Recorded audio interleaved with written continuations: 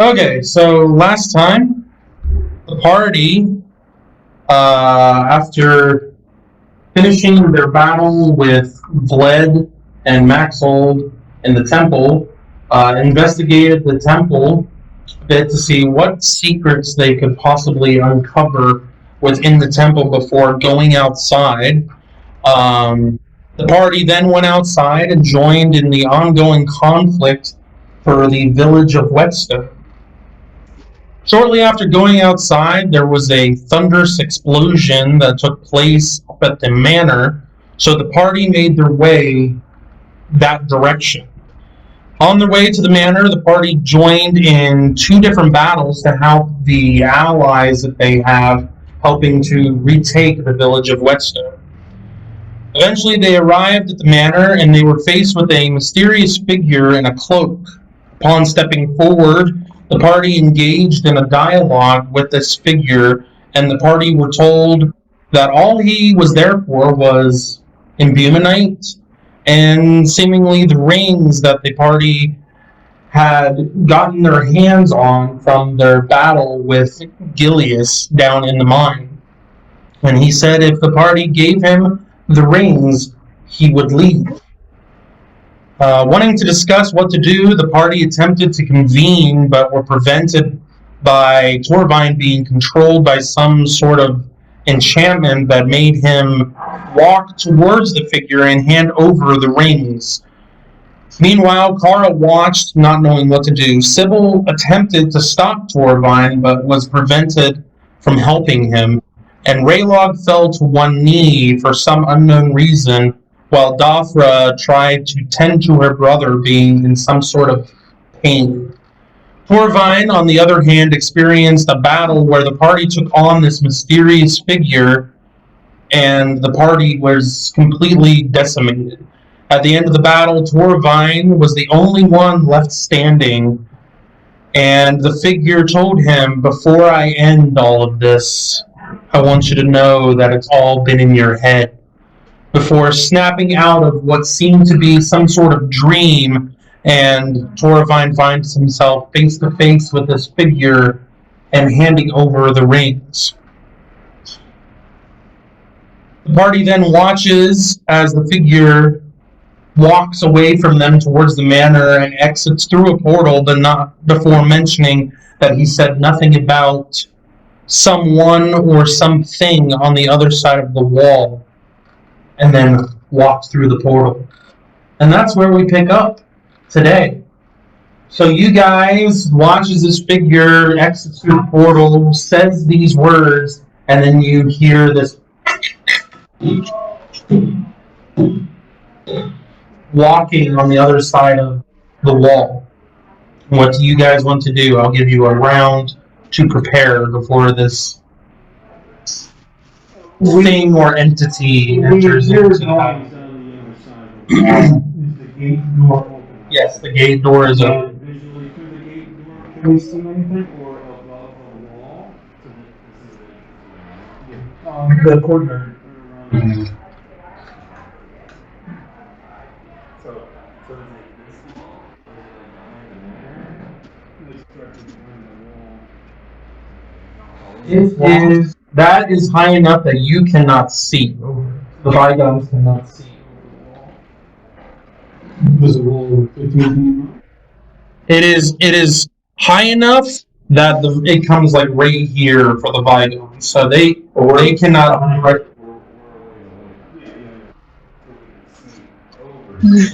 This figure that stands up, you can see something moving, but there are trees on the other side of the wall. You see something move, like stand up, and then you see something moving on the other side of the trees coming towards the gate from this direction.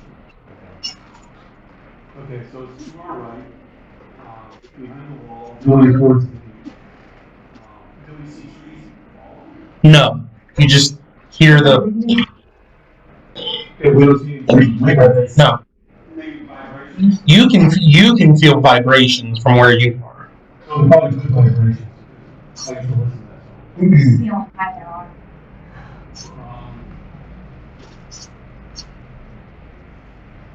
I would like to move. I don't have any questions out because I'm just thinking about a very bad dream I had. So I would like to see what's on the other side of the walls. And I would like to go 1, 2, 3, 4, 5, 6, and I would like to jump like the wall next to the doorway. So you want to go 1, 2, 3, 4, 5. Okay, and then use my 15-foot jump. okay, feel fine. Top of the wall, and see what's on the other side. Okay. So you jump up. What does everybody else do? What do you do? Do you relog and Nothers still look okay? I'm not gonna dash, so I'm just gonna move. You're not gonna dash. You want to dashing?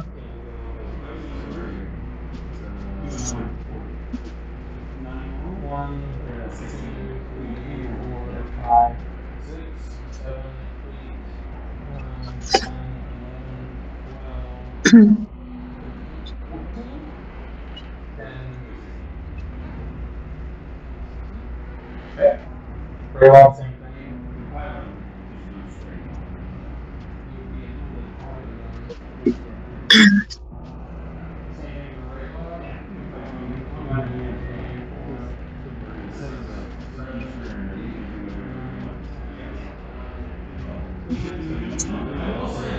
I will say this.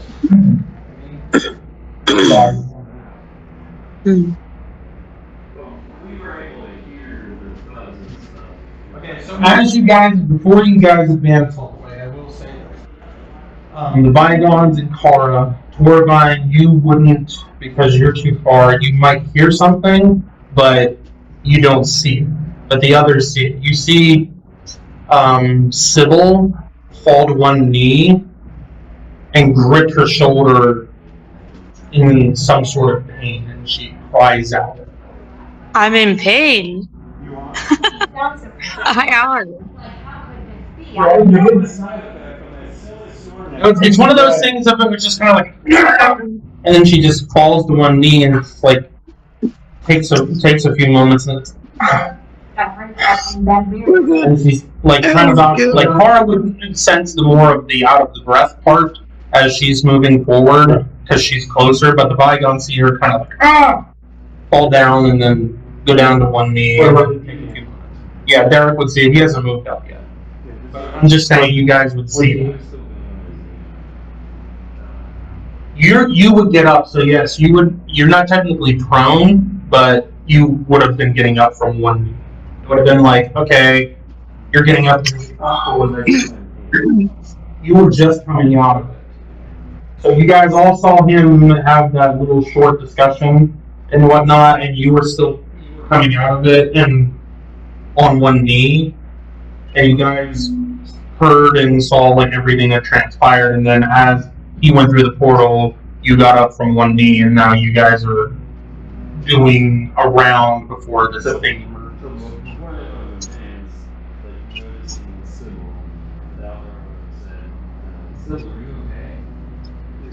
Oh yeah, totally fine. Just a tweak. Just a tweak. We're good.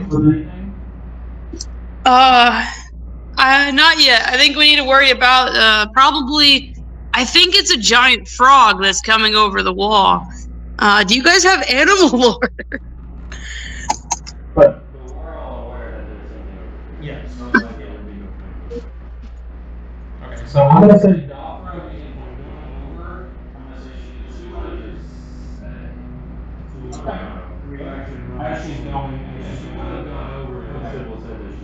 I'm gonna still take a little bit off just because you're not gonna be full out dashing. If you're gonna look behind and be like, "Are you okay?" and then so I'm gonna take a little bit off. Derek will move up as well. He's going to kind of be on on the other side from Kharah because he has a bow out as well. So, well, what do you want to do? Are those guard people still in the gate behind us? Yeah, there are still people behind you, like back in this area here. Okay. I was gonna say, I'll tell them to, if they have like bows or arrows or darts or something that they can throw, just to get ready for whatever's coming over the wall, and to kind of spread out a little bit so they're not one big clump target. Most of them are a mix of King's Harbor people that came to help, and villagers with like pitchforks and pickaxes and stuff. But we had the. Okay. There are a few people coming up behind you guys. Yeah, but they are in the back of the pack. Right. I'm gonna specifically call for the ranged units to come out. Okay. And get ready. We'll be the front line. You back. They're gonna. Okay, so there will be a couple individuals that come out onto these. Onto the platforms for witness. Since these guys actually have bows, and I used them last time. Onto these platforms to help. And these platforms go up like 10 feet, so they have a little bit more. They have. Well, they allow someone. Well, they wouldn't be actually 10 feet because the wall wouldn't be. It's enough so that you can duck down, and the wall, or standing up a wall is at like waist level, so you can.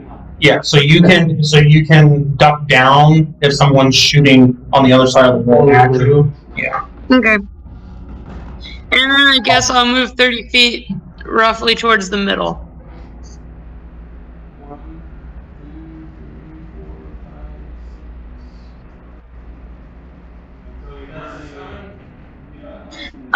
He can swoop over towards the house. Yeah. The shed. Yeah. Yeah, to the right. Yeah. This is actually the horse stable. Okay, he can be over the stable. He can be over the stable? Yeah, he can go 60 feet, so he can go in that corner there, yeah. Okay. That looks good. Okie dokie. So, now where's my... Just for my own question's sake, which shoulder is it? Your right shoulder. My right shoulder? I need that shoulder. Okay. It's like right there, like the base of the neck, like right where the meat is. It's like it's not like your actual where your joint is. It's like right in the smack in the middle where the meat's at. Almost like gotcha. Ow. Okay. I feel it now. Okay. So then, Torvine, you jump up and you see a humanoid, rock-looking, gigantic figure walking towards the gate and round the corner. It's a frog.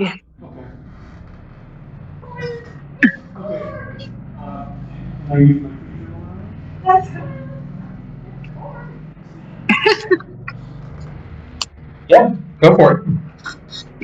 I'll say you don't have time for this because you jump up before he rounds it. Okay.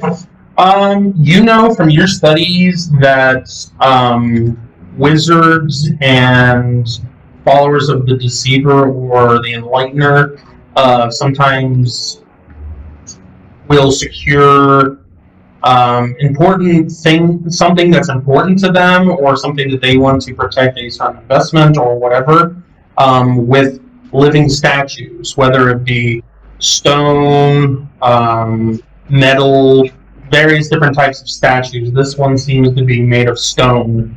So this is a living statue? Yes. Okay.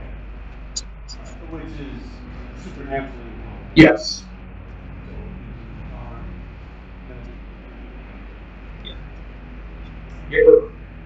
All right. So this, the rest of you see this rock humanoid form round the corner and come through the gate.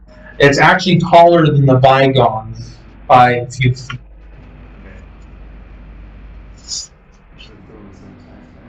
Yep. All right. Roll initiative, I guess, because we're gonna get in on it. Oh yeah. I got this, guys. No worries. I was looking.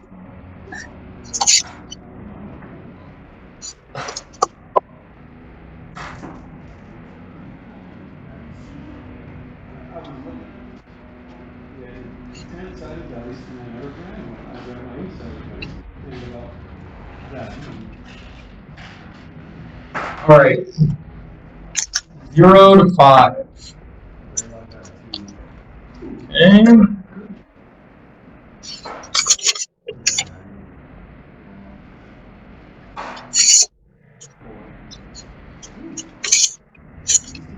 all right. After 3, did anybody get a 3? 4, 5. Oh my guys. 6, 7, 8.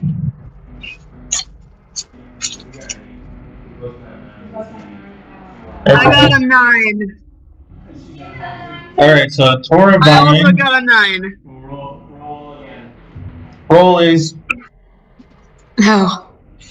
I got an inverse 9. I got a 6. Okay, so then you're last. All right, so we got Tora Vine and Kharah. Kharah, Dothra.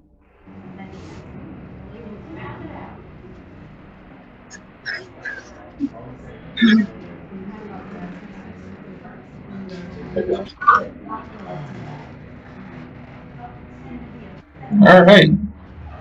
So let's here's to first up, Raylog.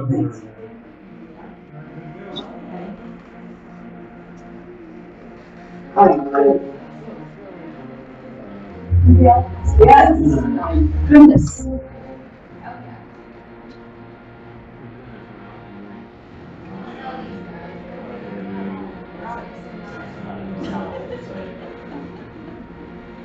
What's up? Yeah. Okay.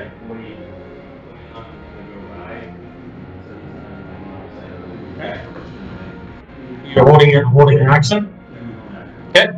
All right.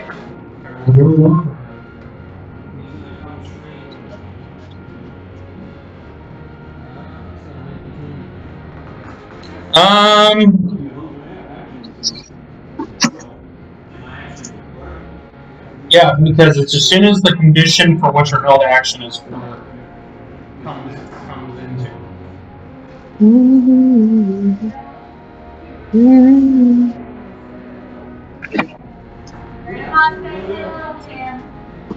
Hi, Grammy. I can hear you. Yeah, she's on the. She's on the computer if you want to say hi on the mic. Hello, Kimberly. Hi, Grammy. How's it going? Oh, okay. How's the dog behaving? Pretty good. Pretty good. Wonderful. 12 to hit. Looking forward to seeing you. Yeah, that'll be sometime after the summer. Okay. Okay, I'm going home. All right. Alan's wedding. I'll Let's see you see at Alan's here. wedding. What do we want to That's do? in July. Not after the summer.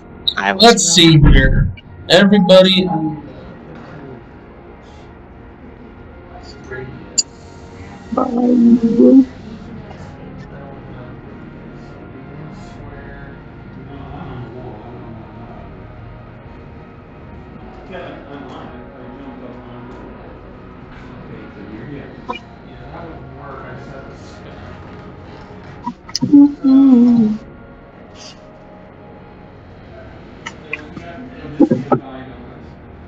Make a dex save minus.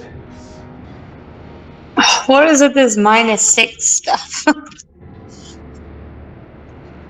Oy. Makes my numbers pretty low. We're still caught in a dream.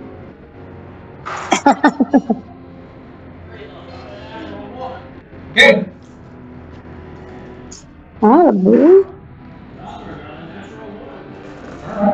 Wow, let's go. Yeah,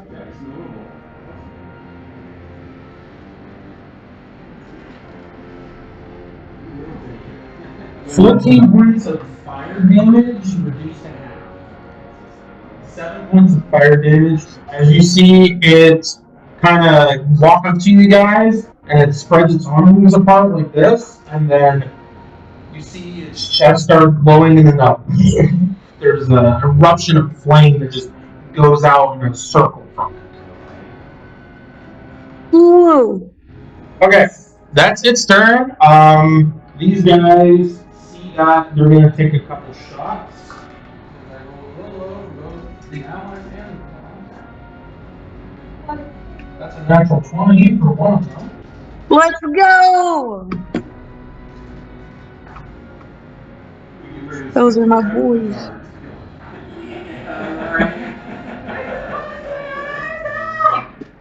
One of the archers gets the how do you want to do this?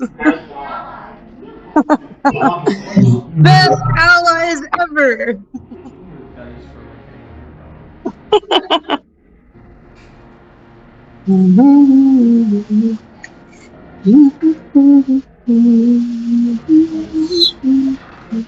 I probably should put his life points here.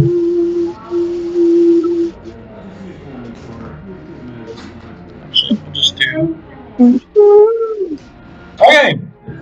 You guys watch as these 3 archers loose a volley of arrows at this thing, and you see as several of the arrows hit it, and they just bounce off. You see one good hit, but it just when it hits, it doesn't really do as much impact as you think. Corbin.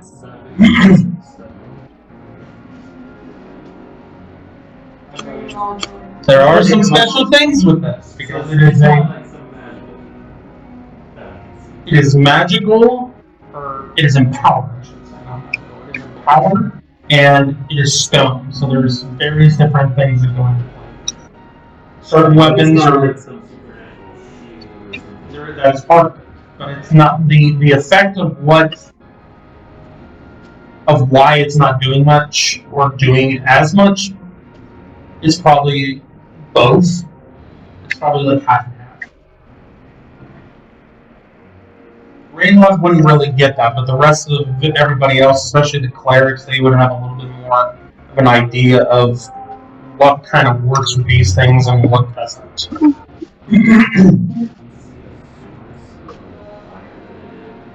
It seemed to come from the chest.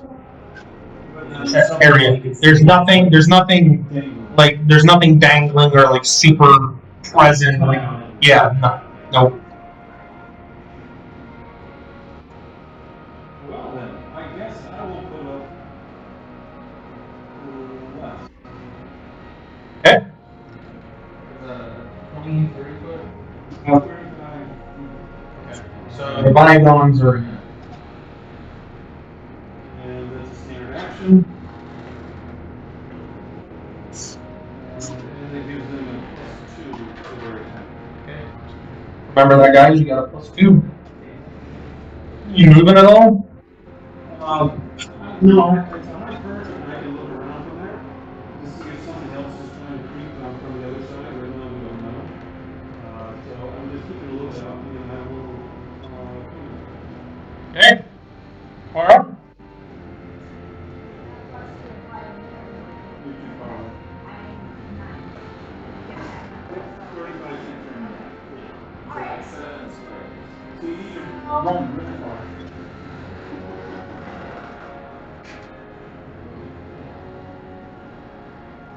I'm another 6 spaces forward. I can go vertical. Wall,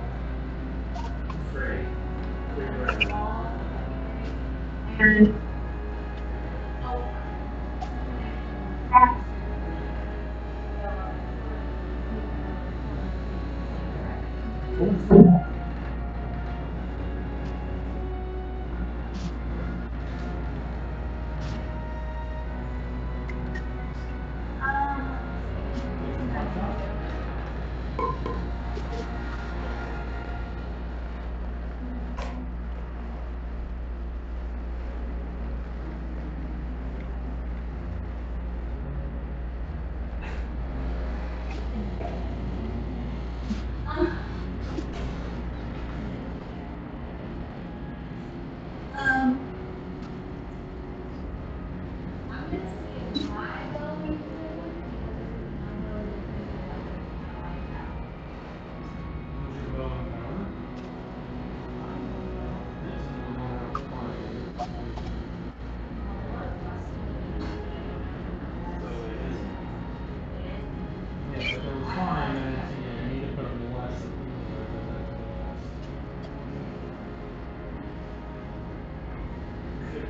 rated in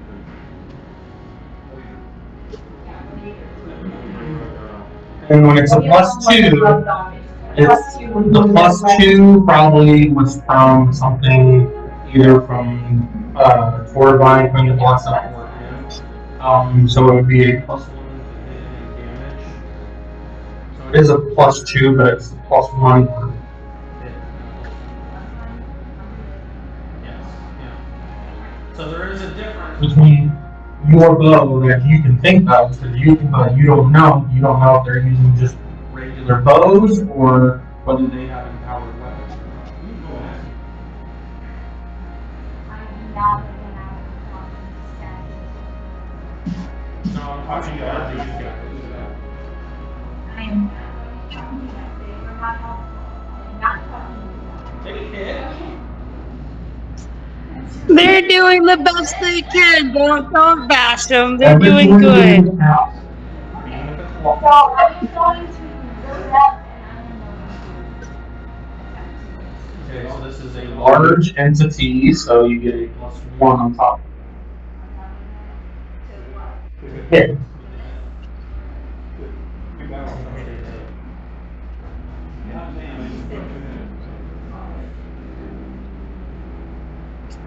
Okay, alright. Because it is large and you want to heal.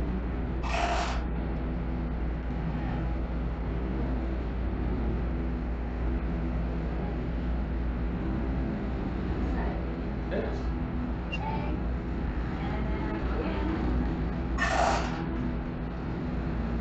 okay.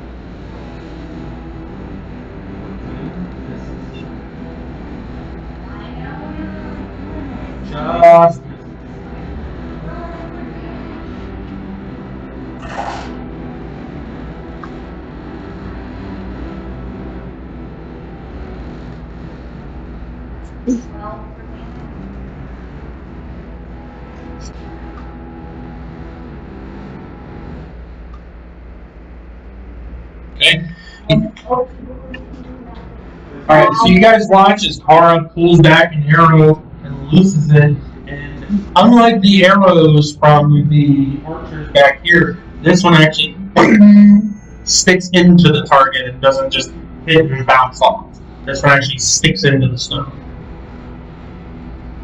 Alright, after Kharah is Gothra.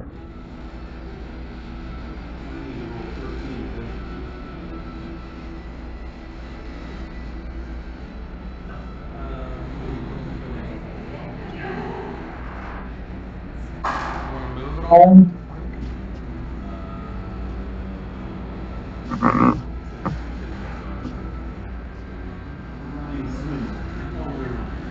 What is she using, by the way? And Raylon's using.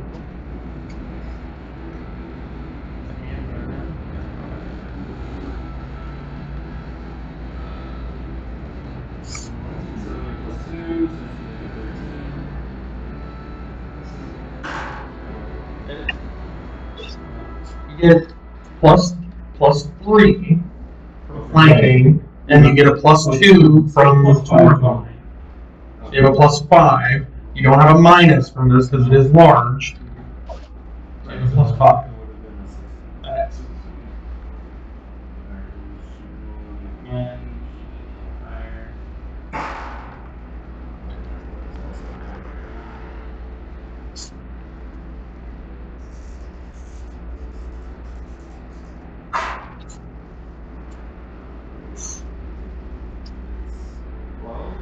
Okay.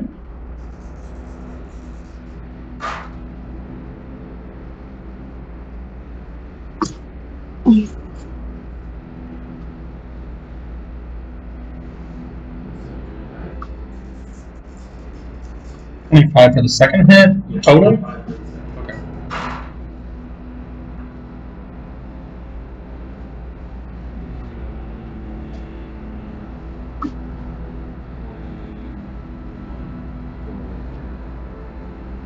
Okay.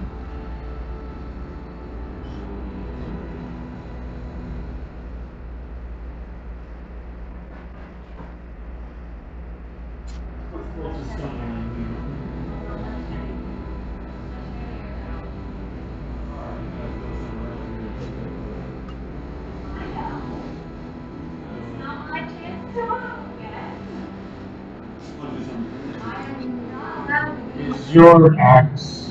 The axe is empowered. They are because of yours. I only help with it. It doesn't make it any power. Okay.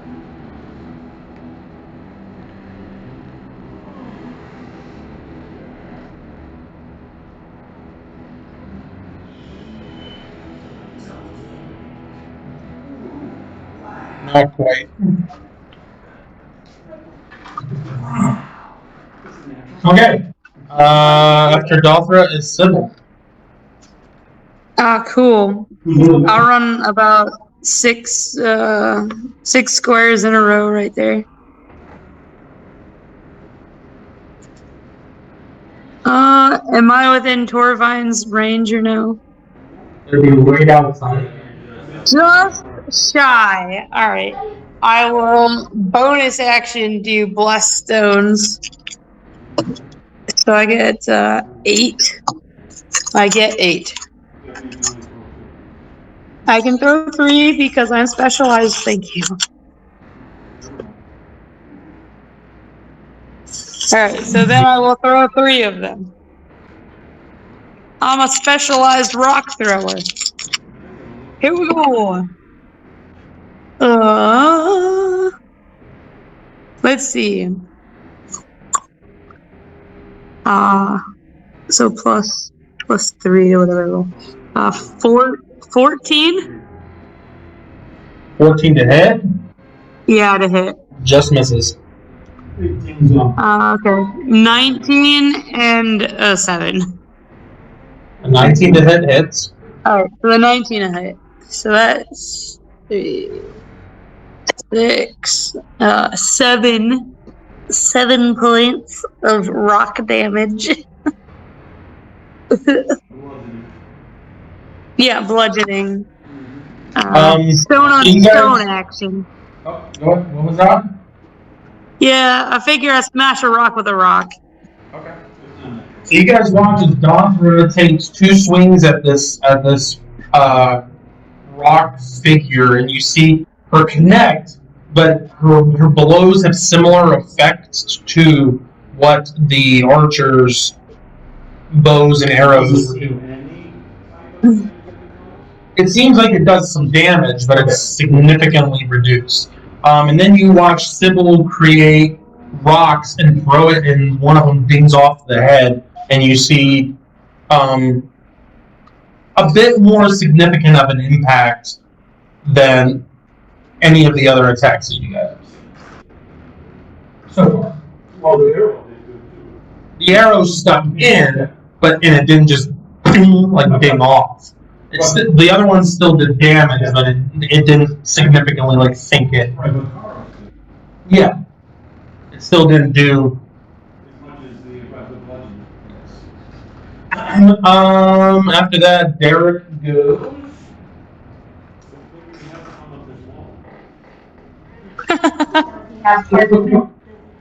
Don't make me come up here, so help me.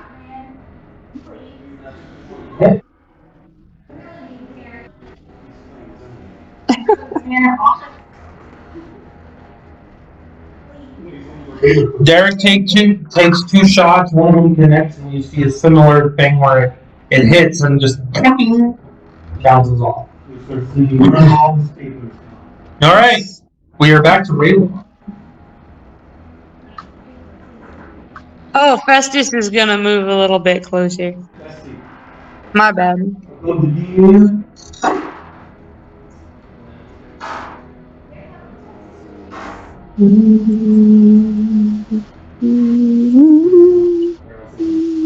Use my bonus action to cry. All right.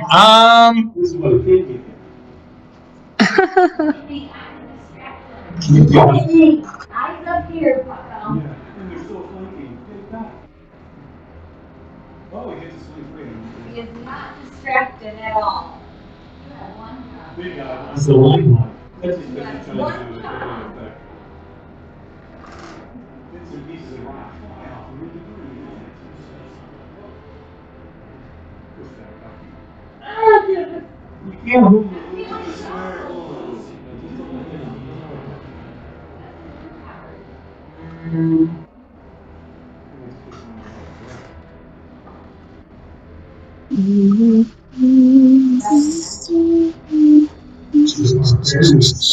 Actually, no. Let's do that one instead.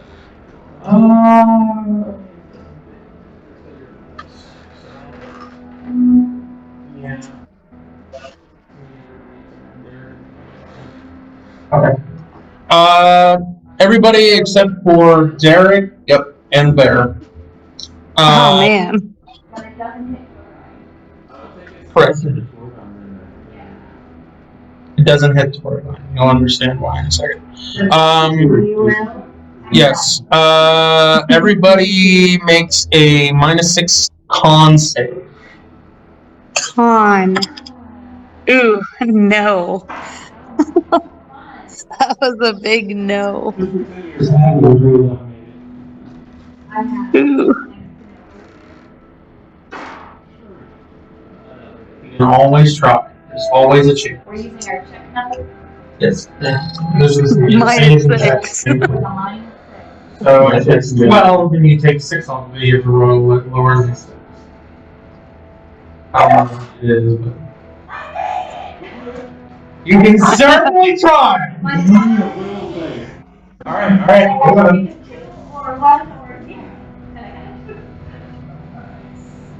Let's go. Good job. My deck.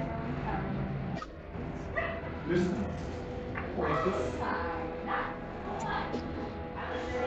ready to go back to bouncing rings and rebounds. Pinball style. This is gonna hurt, isn't it? Oh gosh. I hear a lot of dice, and I'm not excited. Ooh. All right. So I you don't can like see the that golem face. raise its arm up in the air and then bring it down and smack the ground with incredible force, and you see this wave just go out from it.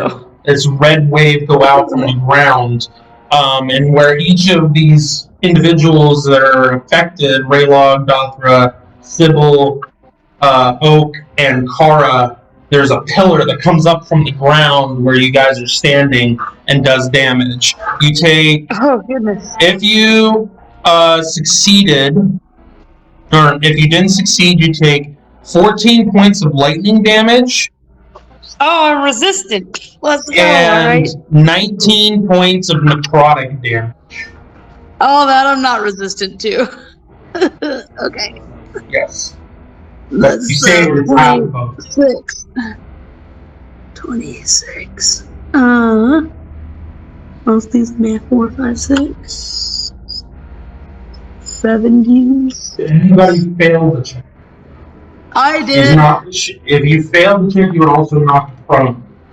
I am prone. Ah! Force of this wave blowing out.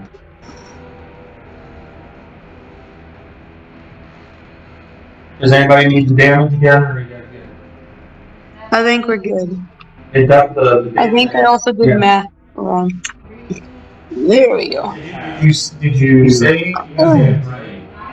So it'd be 7 lightning and 9 necrotic.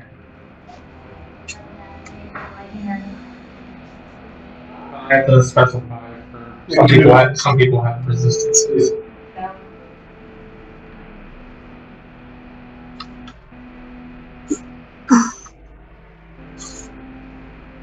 Okay. And then the allies. Force damage is so the air force is not air. The save of being knocked prone is based off of the force from it, but then the wave going out does the damage. There's a red wave that goes across the ground. Yeah, that does, and there's a pillar that goes up from the ground, and it does lightning and necrotic at the same time. There are there's like a I don't know what to call it. There is like a gauntlet, almost like a metal gauntlet on his, like a bracer, yeah, on his arms. It's very generic looking, and looks just like generic metal, like steel with some bronze interwoven with Well, it. there you go. There's also something similar to that around his waist, and there's something on his head too. He has like a helmet that looks very similar to that as well. So because of that, are they on him or are they like? Yes. Yes or no? Yes. Okay. They're fastened to him. Yeah.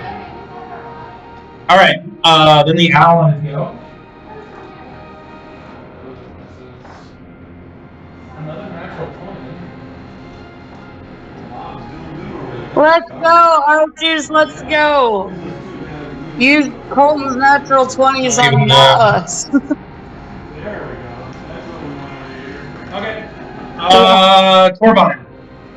Okay. I guess I'll get down into the fray. After seeing the wave and you see allies get hurt and knocked over, he's like, "Yeah, I'm gonna jump on the ground now." I mean, I knew that's why I didn't get hit. But see, when he said jump on him, he had to do what he needs to. The bare knees are ruined. Did you do a save throw? No. Yes. Yeah. How low would you down? Well, one thing is, we did not. No, just go with 20. It was in the 20s, I think. Yeah, it was in the high 20s. And he dropped when it was over 30 and during the Okay, so he takes 14 and 19. Yeah. Thank you so much. It's almost like that was So he's unconscious or he's not dead?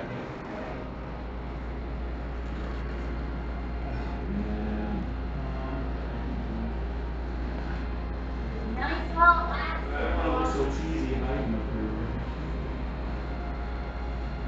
How Where far? can I jump from there? How farther? Yeah. Right there? And then go down. Maybe that route.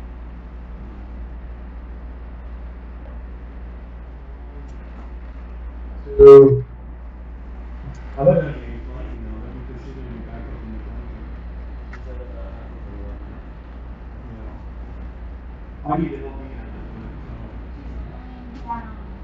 She's already started. Alright, I'll go here. I told you. I can just do that without using my bonus action. Knock down. Yeah, if you want to use your movement and stuff, that's fine. Yeah. Okay. Alright, and I will use my warhammer. Okay. Is that empowered? Yes it is. I was hoping it wasn't, so I do it. Imbued it with more juice, but it is what it is.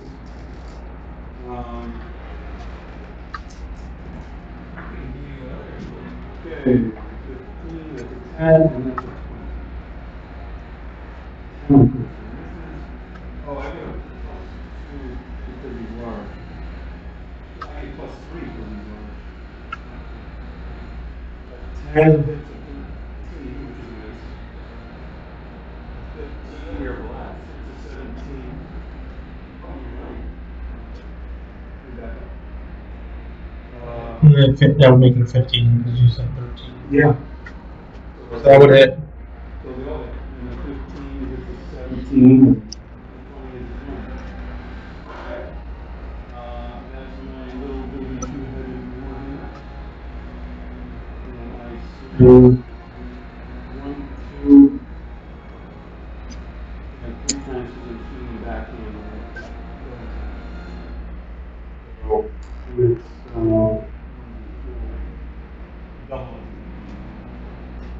It is when I roll 4 though. So that's 8, 15 points That's the critical. And that's bludgeoning. Yep. And then that's 10 points on the next hit, bludgeoning. And that's 11 points, bludgeoning. Okay. And that's it. You can do. No. Well, yeah, he's obviously evil. So, alright. Now we're doing. But if he actually evil, So you guys watch as Corbine jumps off the wall and takes 3 wallops on this stone statue and really just carves into him with this warhammer that he has. so hit him right in the leg. Yep, and you just see like a good chunk of his leg just get smacked away, smashed with this warhammer that Corbine is using. All right, Kharah. Yes. You're up. Okay.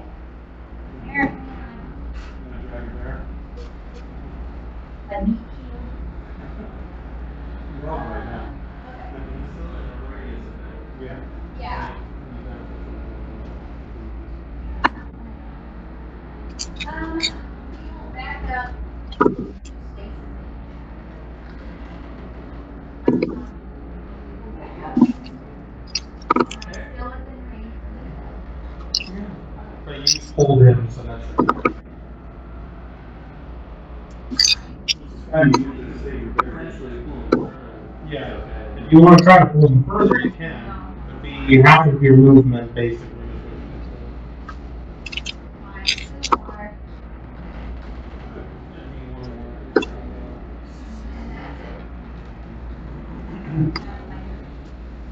Okay. At that point, he's going to use a legendary action and. How? All right.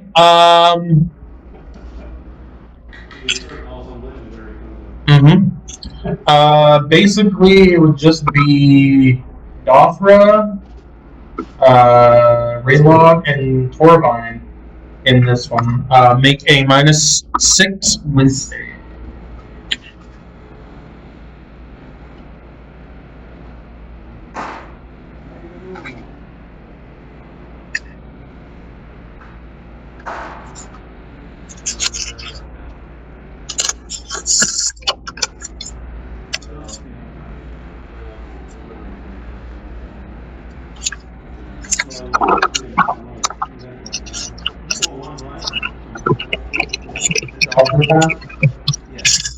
So on a fail,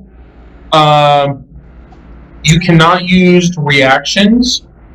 Your speed is halved, and you can make 1 attack per turn. You can also only use an action or a bonus action on your turn alongside the movement. But you have a choice between. No, this is until he makes a save now every turn to see if he can break out of it.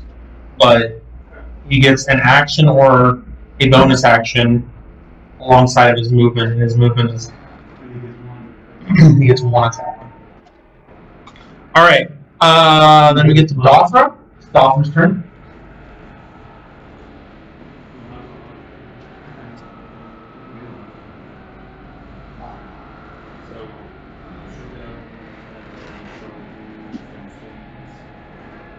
Okay.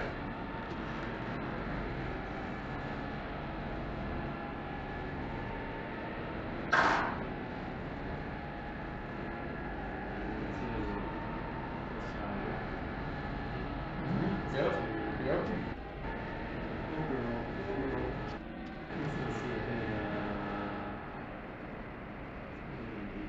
Hits.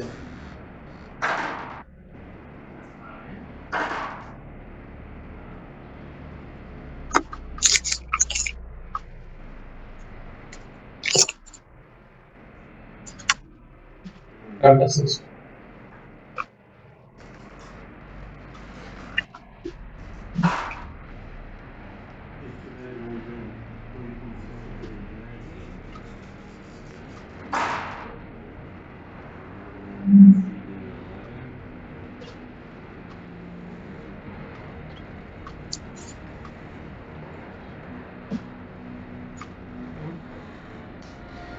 Definitely looking hard. Okay, after that, we go to Sybil. Okay. Ah, man, that was not fun. I'm gonna sit up and then I'll stand up. Ugh. Yeah, stop napping over there. Sorry, I was taking a break. You can fly. I'm gonna throw 3 rocks at it real quick. Pew, pew, pew, pew. Orban's like, fly Okay. with me, please! Okay. Sorry, I was just looking at something else. Where is my battle chart? Stone. And I'm in the range for the +2 now, yeah? Yeah. Yep. Okay. That's one reason why I got the 2, so 3, so +5. Yeah, okay. So 1 miss and then 2 17s, which adds to 22 or 3 or something. So those 2 hit.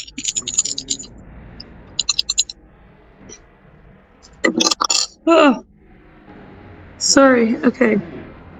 All right, 10 for both of them. So 20 damage total. Yeah. And then Festus, well, can I do Festus first and then move? Is that okay? Yeah, that's fine. Okay. Festus is gonna dive bomb his face real quick. He got a 13 plus 12 because Festus is very little and the construct is very big. So that's a 21, 22 to hit. Yeah, okay. D3s. Okay. 1, 2, 3, 4, 5. So that's 10. 11, 12, 13. I think that's like 13 points of damage. Okay. But it is flashing.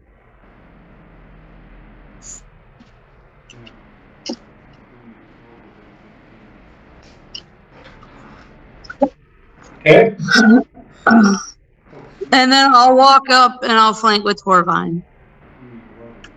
Okay. That's mighty nice of you. Thank you. Okay. Yeah, Garrett, I'm here for you.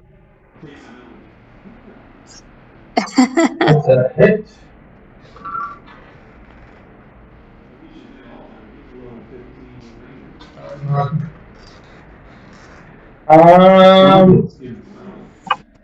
He's not 15 either. Then we come back to Raylog. So you can do a bonus action or an action at the end of it.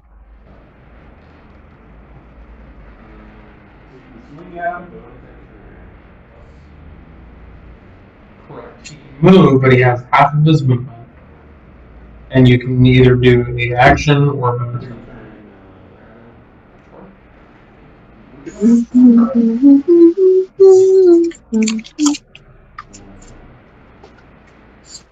Yes. Yep.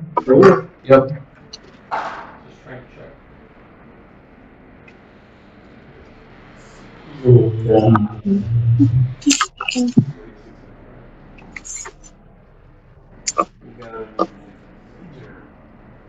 Mine's only a grade.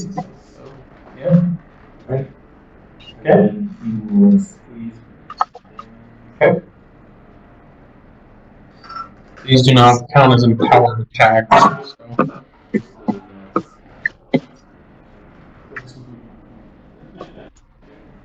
Every point counts. But he's restrained. Every point counts. I mean, excuse me, excuse me. Yes. I don't think it matters that he can't go anywhere. He's got so many AoEs. Okay. All he has to do is wait for us to come to him. But he is flat-footed right now. So any gets All right. That's true. Let's That see is here. true. What do we want to do? So it's really a -3 to, which is the next -3, so it's, we could be Let's do That's right. He's gonna shoot fire.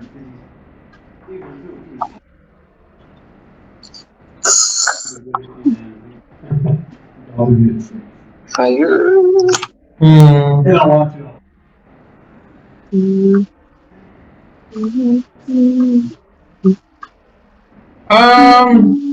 Let's see. He's going to. I think. There's a construct. Let's see here.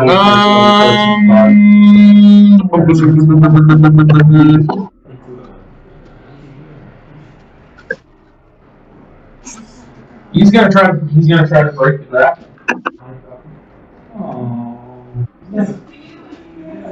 I think it's cold-hearted. So we'll check.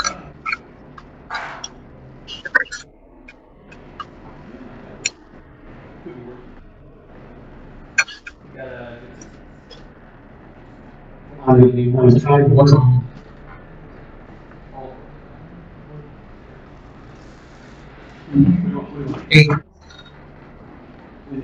Like 8 difference. Like if I made it by 8.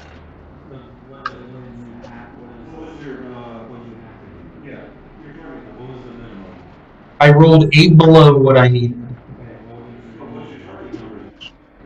Okay. My target number is an 18. I rolled a 10. Okay. So he breaks out. He breaks out. Oh. Yep. That's his turn. All right. Allies shoot. Yeah, allies. They've been doing good. That's a natural 20. Let's every round.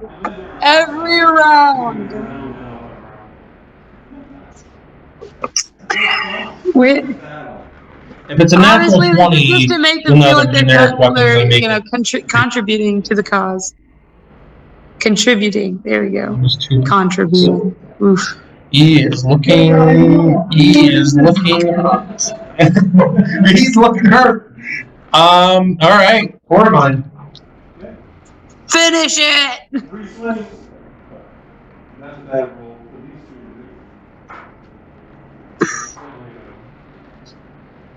Okay. Okay. And that's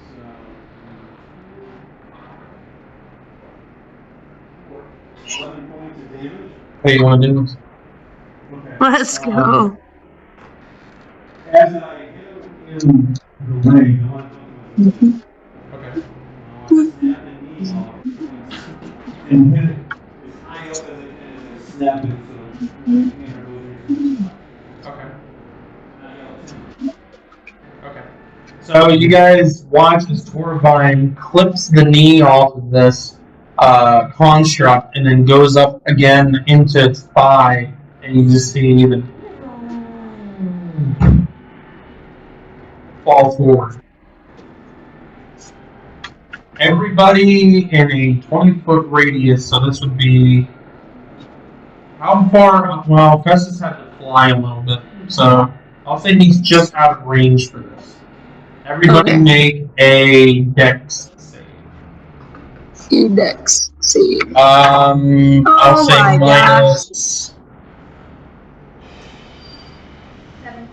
-4. No, you're out of this. -4 on this dex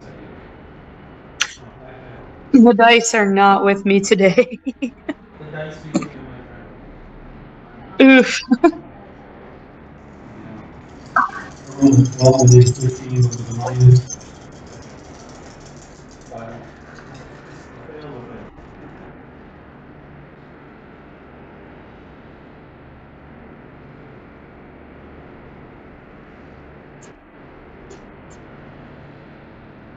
Okay. Anybody that failed takes 25 points of bludgeoning damage and half if you succeed. As this 25. construct falls down to the ground, you see a glow start coming up from beneath it, and a shockwave just goes out in a radius of red energy as the force or enchantment or whatever was holding this construct together detonates as it goes down. Or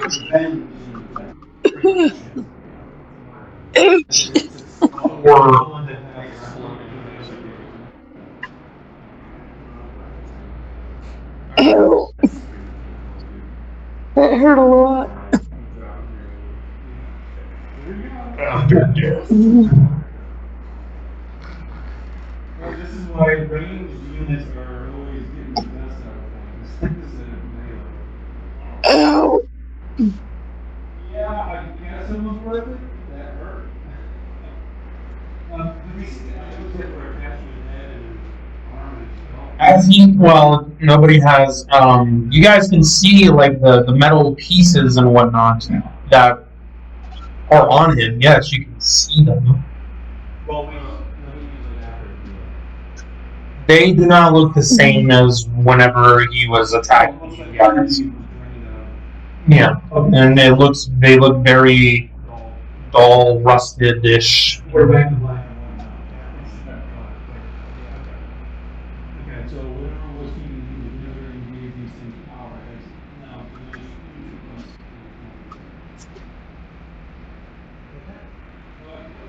Can I follow him to the chest area there? Do I see any gems or anything that's in there? You see in the center of this construct's chest, as you're picking away with it with your hammer, which isn't nearly as difficult to do now because it's not empowered anymore.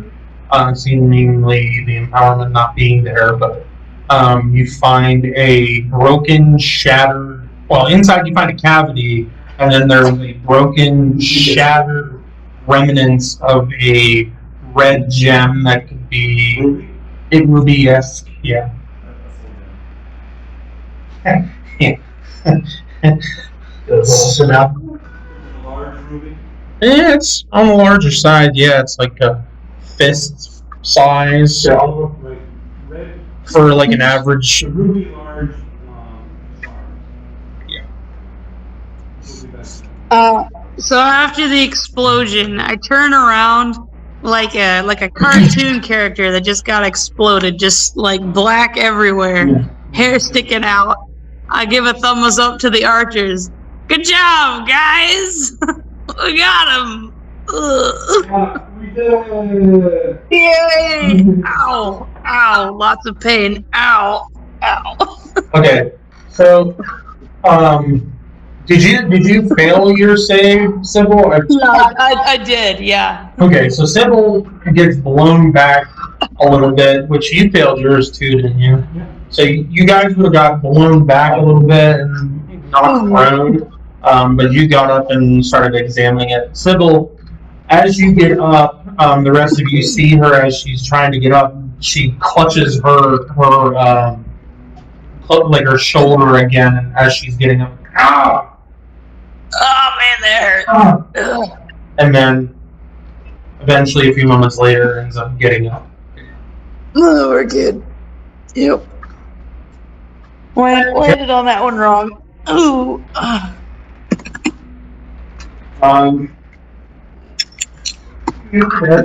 Is that anything about? Yeah, I think it got tweaked when I was going through that fire, right? And ran a jump that must have extended too far, and I hurt. I didn't see a fire. Oh, that's because you're too busy handing over our rings to that guy. I started like stretching, like doing a little stretch. I kind of just mentioned I was going to talk to you guys about something, and the next thing I knew, I was handing over the goods. Yeah, you just started like walking away, and I tried to go get you, and then I got put in a ring of fire, and I tried to jump through it, and I couldn't. Well, apparently weird things happen when you're around a wizard. That is true. And he was obviously above our level. And we are sure gracious that he did what he did, because he probably could have eliminated us and we wouldn't be here right now. Doubt it. We could take him. That's what you said in my head, but I don't know what you're talking about. yeah, I'll tell you later. Okay. Let's go see No. what's going on with Kharah's parents. Yeah, let's go see if. Oh man.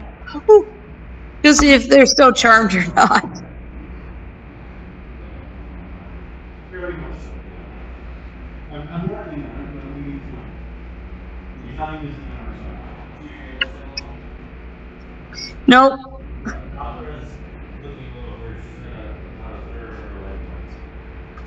Oh man, do you need something, mate? I think I've got like one good heal in me. Okay. 3.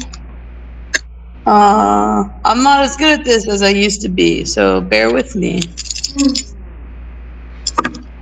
Okay, I rolled really well. So 12. 12 points to Dothra.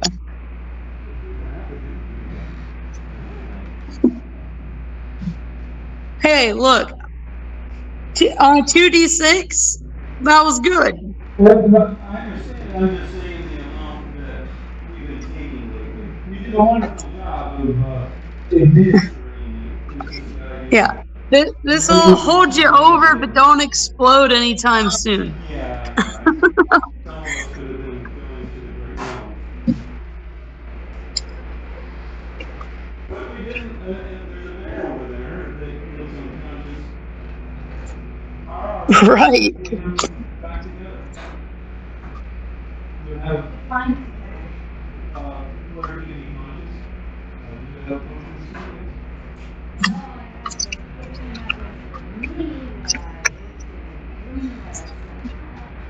Then you don't know about dreams of intelligence.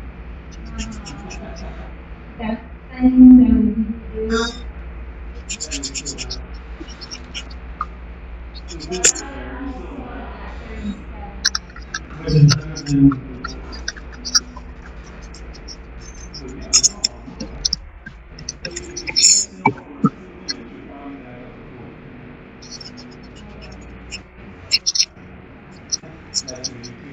Okay, let's go into the manor.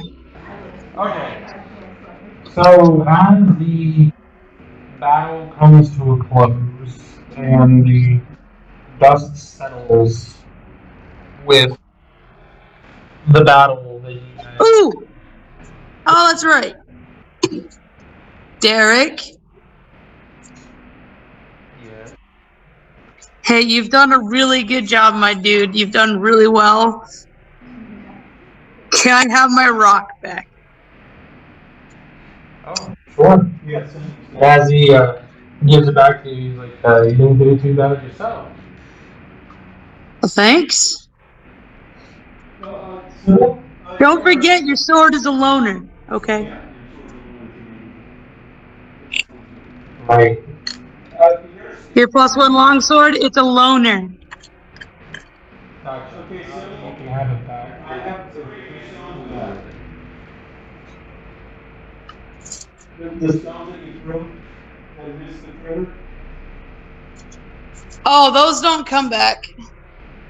they only damage. Once I throw them, they're gone. I'm pretty sure they have the damage and disappear. We looked at this, Dad. Once they're thrown, they're gone. I'd like to agree with you, but no. Alright, so as the dust settles, and you guys gather yourselves, doing any healing to make sure that everybody is upright and not in extreme bad situation wise. The Lord and Lady appear out of the manor and come through to the courtyard. And they come up and extend a hand to you all and say, thank you for helping the village and helping us. We couldn't, I mean, if it wasn't for you guys, we would still be not ourselves and being taken advantage of, and it is greatly appreciated. I know from our conversations earlier that we had contracts with you already, and, deals set in place and whatnot, and that we were thanking you by saying you didn't need to worry about paying for your stay in Whetstone for the remainder of your stay, things like that. But nothing could really repay the debt of what you guys have done for the village and for Whetstone and for us today. And so we thank you from the bottom of our hearts. And as they finish talking to you, you see Joran take a cold stare in the direction of Derek, which Derek is not with your group, like tightly with your group. He's off to the side. He says, I thought I told you to keep her safe. And you thought it was a good idea to bring her here in the midst of all of this? Right to the center of danger?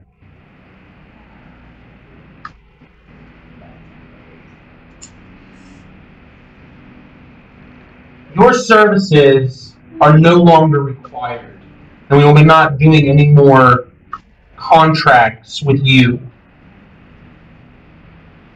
We ask that you leave, preferably by morning. And Derek just kind of slumps a little bit, hangs his head a little low, and then turns around and starts walking towards the exterior gate. Not to be completely rooted heartless, but that works out for me. The first time I met him, I wanted to hire him, so now he's free for hire. Derek, I want to hire you. He then walks forward. Joran then walks forward past your group and looks at the group of individuals at the far end. And you, as you watch him walk towards the gate, you mainly see a mixture of, like I said, villagers and guards that came or help that came from King's Harbor. That have King's Harbor emblems on their armor and whatnot in their shields. They have them. And he says, thank you, allies from King's Harbor who have come to help in freeing Whetstone from its bondage. We appreciate your help and wish that you send our regards to King's Harbor and thank them for their assistance in this matter. And if you're not able to leave today, that is fine. Do not mind. Do not worry about the cost for staying for the night. We will take care of that. It is on the house. Be sure to send our regards, as I said, to King's Harbor on your return. And you see most of them start to scatter back down towards the village. Left behind, there is a smaller group, but it is a group of villagers that, with pitchforks and pickaxes and various other tools they used as weapons to help retake Whetstone. Then a few moments go by, and Joran speaks up and says, what are you all standing around and looking at? Get to work and start cleaning this village up. The mining will resume in 2 days from now. And you see all the villagers kind of like get startled a little bit and then start turning around and slowly heading back to the village. But you see one figure step forward, a elven-looking man with, or an elven young-looking man with black hair, dark skin, steps forward and says, "You know what? No, I for one am not touching one thing or stepping a foot in that mine until you show some much deserved gratitude to me and all these other folks who risk their lives to take back this village while you two hid behind your walls in your fancy manner." Soren turns back around, whips back around very quickly and says, "Why, you ungrateful, your reward is your life for speaking to me in such a tone, keeping your livelihood as well as a place in this village." You see this young man, which you guys recognize at this point as Soren, reply with, "My life? My livelihood? You mean working my fingers to the bone and breaking my back for scraps, which you call an honest wage? Oh, and a place in this village? Are you referring to the closet-sized room in the mine I'm forced to live in since I was a child? Since I supposedly have to stay in the mine? That isn't living. It's simply existing." Soren points a finger at him very sternly and says, "One more word, and I will have you flogged and thrown out of this village." Soren speaks up and says, "No, enough is enough. Someone needs to stand up to you people and show that they're not afraid. Well, I'm not afraid. What do I have to lose, huh? My closet-sized living space?" Soren gets very, very red in the face and says, "How dare you! Guards!" And you see a few figures off to the side that look like guards of the old guards, sort of liven up with that mention. "Seize this man!" And you see the guards start making their way towards Soren. This Soren is the resistance elf that's dark skin. Yes. And Soren. It's just Soren. what's the name of the other thing? Joran. Joran. So, okay, this is your dad. Yes, this is Yeah. yeah, I'm just making sure. the Lord. Okay. Can I do a quick? I was already gonna do this. I've taken the points away already, but could I do a detect charm on the Lord and Lady one more time?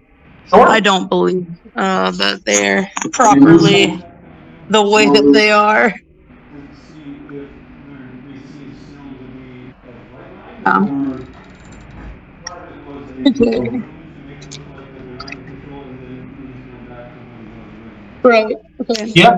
Okay. I got a major success, which will give me the charm source, when it was placed, and where it was placed here. But yeah, source of the charm, when and where.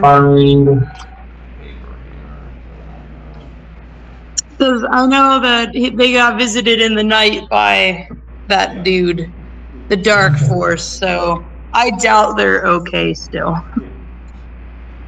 You pull up you throw up detect. Yeah, I would have liked to have done that like earlier when they were talking. I just didn't want to interrupt you. You throw up detect environment, so I'm trying to throw a magnet on this piece. Oh, detect charm, like we did before. And you do not see anything other than purple on them. You don't see any red glue. Nothing's active. Nope. There's Stanky on the ground. Okay, I wasn't doing detect empowerment. What are you I was doing? doing detect charm. Okay. No, there's no charm effect on Okay. them. Because I know last time they had their ring and it was charmed, and It just means it's susceptible. then last time we checked with the Lord and Lady, they were still under the charm. This Yeah, morning. When you left that morning, they were. It seemed like even though the enchantment was broken the night before, it seems like it was reapplied in some way Right. during the night. But right now, there's no evidence. Right, but right now there isn't one. But right now, there is no red hues on them at all. They're applying select for charm. Okay, got it. They're just bad. Okay. Kharah, do you have anything to say in this interaction? That's what we all went through in Malvik. Well, someone's doing a pretty good job of doing all speaking himself. Without any authority. He's about to be taken to the clinic.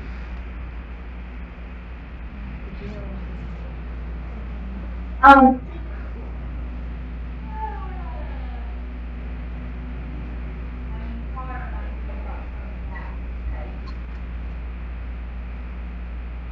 I was wondering when someone would be brave enough to speak up.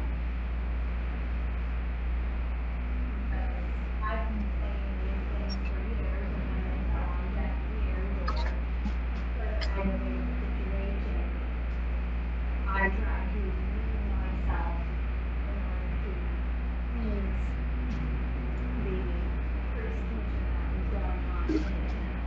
But it doesn't look like anything has changed, unfortunately. I would hope it would. Are you saying this out loud for everybody Yeah. to hear, or are you like saying this kind of Out under your breath? Out loud. So your father then turns around and says, "That was all for your benefit. You need to know that a lady should not be spending time with those in the village. You were spending too much time with them." And yet you dismissed Derek just now because you blamed him for me not listening. But you should know as well as anybody that I am a tracker. Not doing what I'm told just because somebody told me to do it. That is partly why we took such measures as we did. I was hoping that maybe if you saw some of your friends being punished for your actions, maybe you would feel bad and not do them anymore. You obviously learned your lesson. No, that was just you being irresponsible. Irresponsible.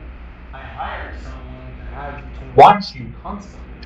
How much more responsible do I have to be? You never did anything irresponsible.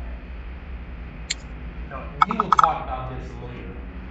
And he turns back around. At this point, the guards are taking hold of Soren. What are the rest of you doing? Okay, again, because I didn't want to interrupt, I would have liked to have stood in between the guards and Soren. Okay, so you're going to make your way forward and step between. Yeah. Okay. Are you saying anything, or? I mean, we were just in the courtyard in a fight. I'm under the assumption we didn't go anywhere. Like, we spent like 2 seconds, Right. and then they just showed up out of the wall. Is that correct? Like, how much time was there between Yeah, it the was fight like and these 30 people showing seconds up? or so. The fighting, Yeah. you know, Okay, ceased and so I whatnot. still have maybe like not my matter. sword out and stuff. All right, so I'll just take like a ready stance ish, like stay back between Soren and the guards. Like, don't do it. Okay. I would like to go and sit between the guards and Sir Soren. Okay. Then I would motioned to him and said, Sir Jordan, I feel we should not do anything too hasty after the turmoil that this town has just been through. Your actions after a great ordeal could be too rash. And besides that, there must be discussed about the further existence of the business here. Obviously, it's been targeted by higher powers, but still exists. But still, it's up to you that great dire of target of danger. Things can't be as they used to be. Because then we'll come back and you might not fare so well. That's, you just will be eliminated by these evil powers instead of being used. For your own safety, these things must be discussed. And also includes activity in your mind. Things aren't going to be the same since this extreme situation happened. I have every intent on going to the higher ups region to discuss what can be done to prevent this from happening again. But this, what's going on, you interfering, this is inter-village conflict. This is something that is dealt inside the village. This is none of your concern. Human rights in general, as the Creator has stated, for all need to go under His ordinances, because the Creator has made all, is a very large thing for us to be concerned with, including the way these people are treated. So they're only treated this way so that way others can benefit from their hard labor, and they are actually equal in living as they live. And does the creator condone not being respectful to those in authority over you? If the authorities don't judge it.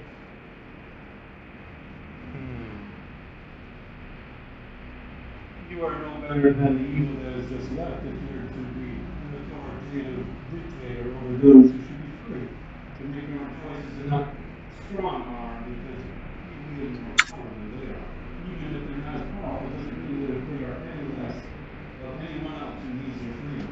You have the freedom, but you use your power, and that is oppressive, which is universally not acceptable.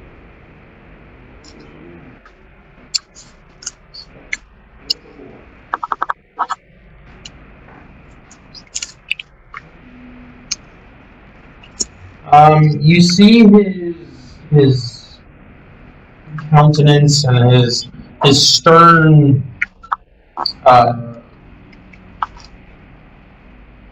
what's the word I'm looking for? Yes, his stern demeanor slackened, and you saw him before, like he was like clenched fists, all tight up, all clenched up. His face was red, and his demeanor is definitely softened. Um,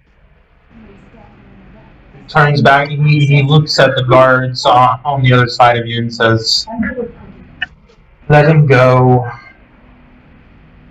And then he just turns back around and heads back towards the manor.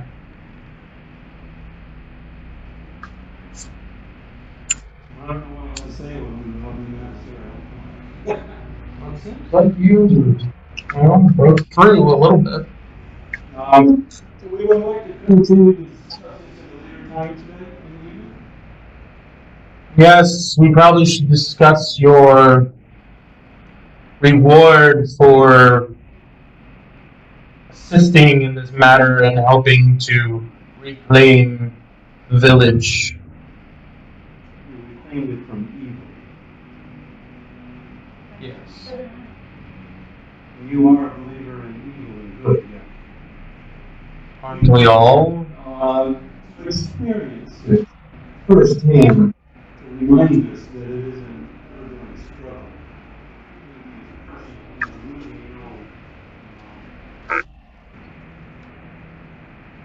He stops as he's listening to you, looking back, and then looks forward and keeps walking. Okay. Because he wasn't free himself. things that he chose to put his distance away from of empowerment, even though he saw things that make him powerful. But he was actually controlled by empowerment, just a little bit. As he passes the party, he looks at Kharah and says, "Come, Kharah." Where are we going? "By home, of course." I'm not going if you're just going to spend the entire time talking about how you are not going to change your ways. I said we would talk about this later. Then you can find me later. I'm not standing in these four walls. Until I see any sort of hope for the future or change in how the village and the winters are treated. I'm not going out.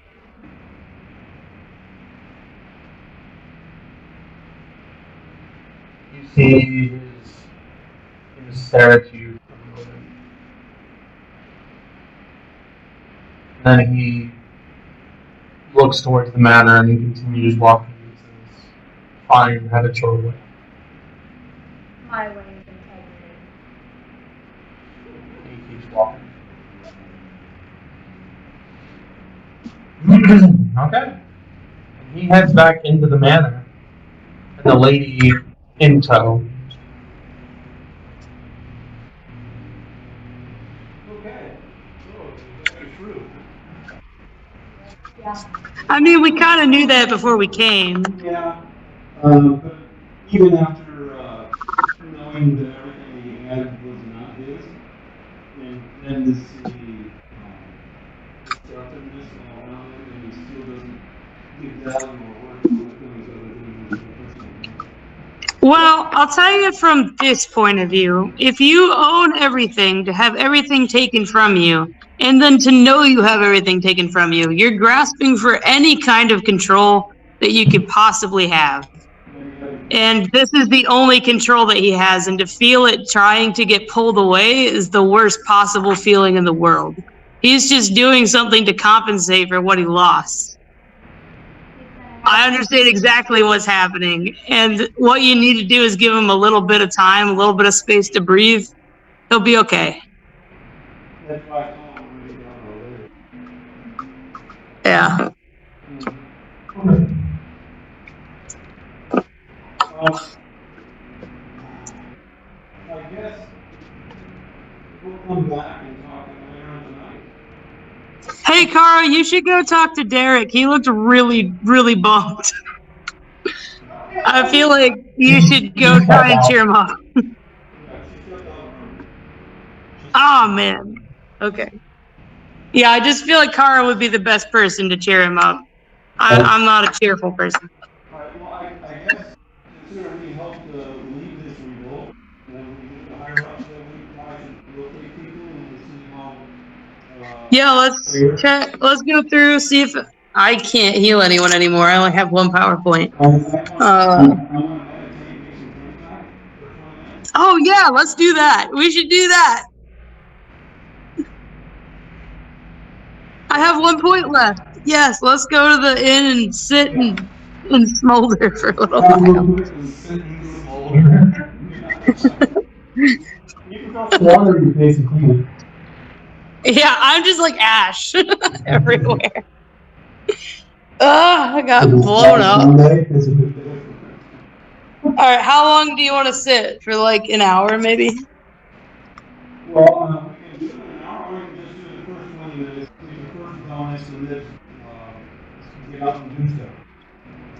Right, but I can only help so many people if I don't have enough PowerPoints to help them. Well, yeah, all right. It's just, the longer we have in between, the more chance that people won't get done. Okay. We can at least stabilize people, it doesn't have to be supernatural. I'm not a medicine person. I'll probably kill them by accident.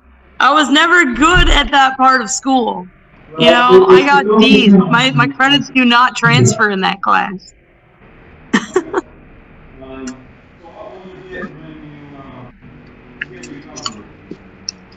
5, because it's 3, then plus you plus me, Yeah. right? Yeah. Right now he's So 5, and then I will have 5. Alright. How much time do we want to sit and rest for a little bit before we venture around the town? I mean, we something.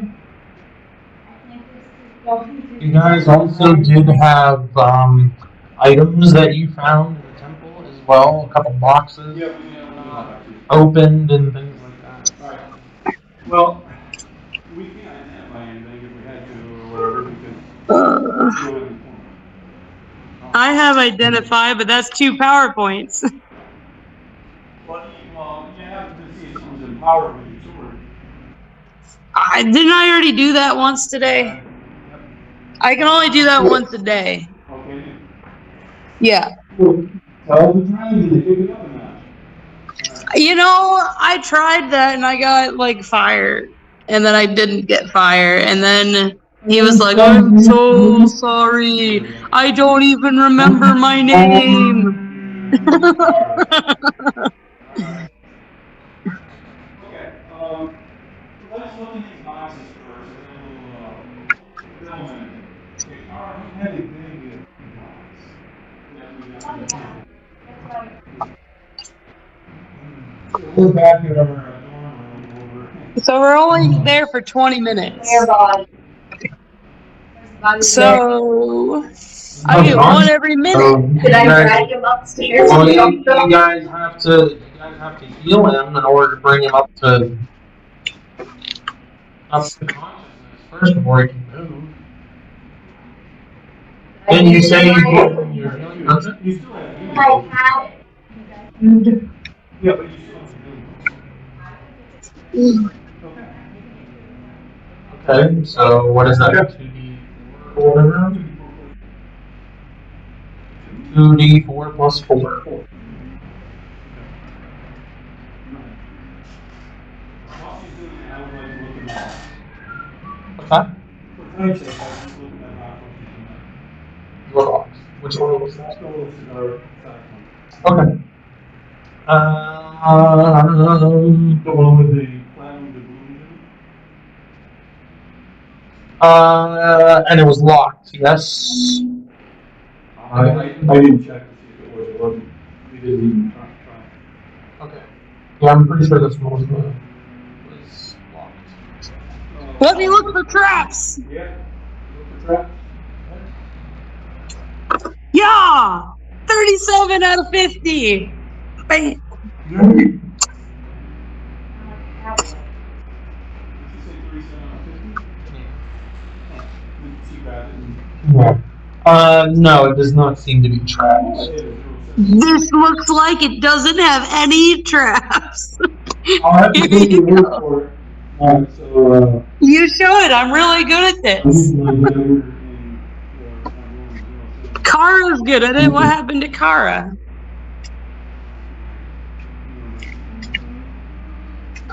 Actually, weren't we teaching Raylog how to pick locks? Yeah, that's a little box. Alright, so I need a 15. We should totally practice on this box. So you unlock it, and inside you find gold. Platinum pieces. Yay for money.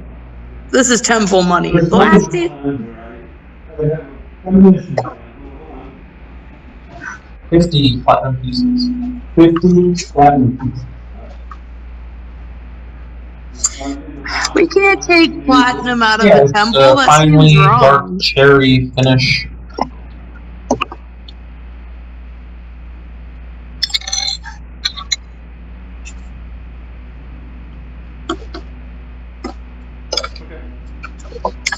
I'm going to about my box.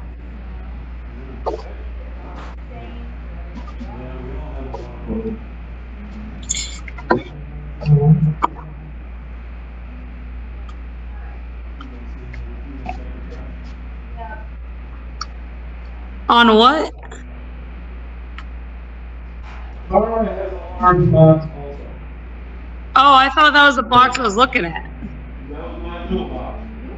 Oh. Okay. Yeah. I got a 2%.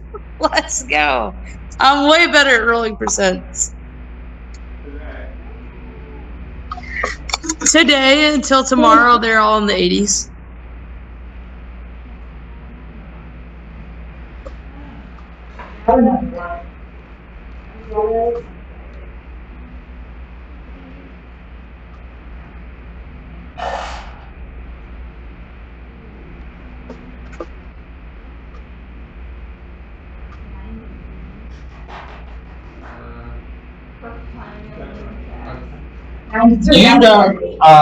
You don't sense any traps, but neither does Sybil either. Okay, alright. Okay. It is late. Okay. But I can. Yeah. I mean, specifically have little tools, but it is pretty close. Yeah, I do have those. Okay, alright. So.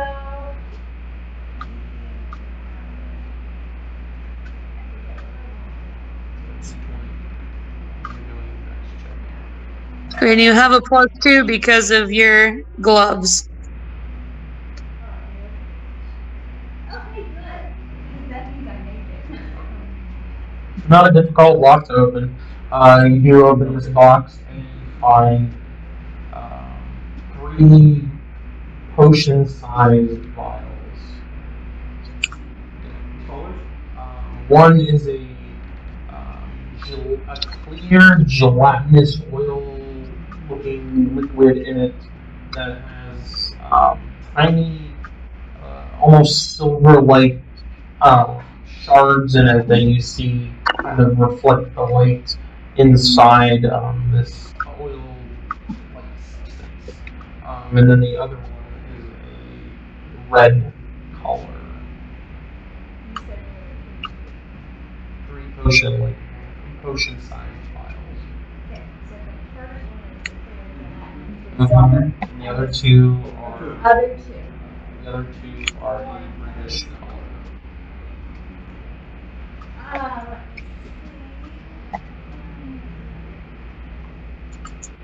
Let's see. Well, there's no silver line.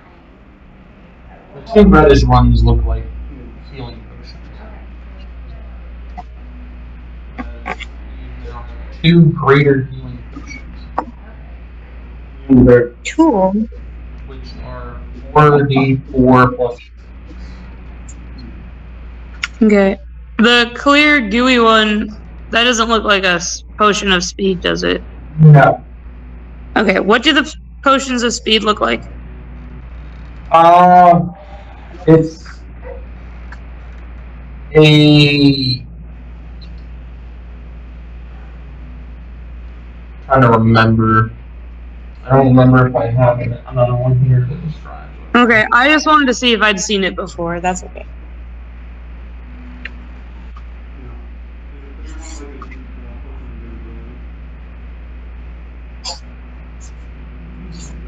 Alright, that works for me. The potion of speed kind of like is kind of like a liquid that sort of almost resembles like liquid mercury, but it's like constantly flowing all over the place. Yeah, it's just very. Yeah, a silvery It's just swirl. constantly Yeah. riding back and forth. Okay, let's go to the town. After our 20 minutes are over. Potions on me and the bear. That's okay. Yeah, use one of the potions. Yep. Oh, I mean, you'll need more for the future, but so one. So you only have one left. You're just using one. Because there's 2 healing. Yeah, I know. Okay. The point is.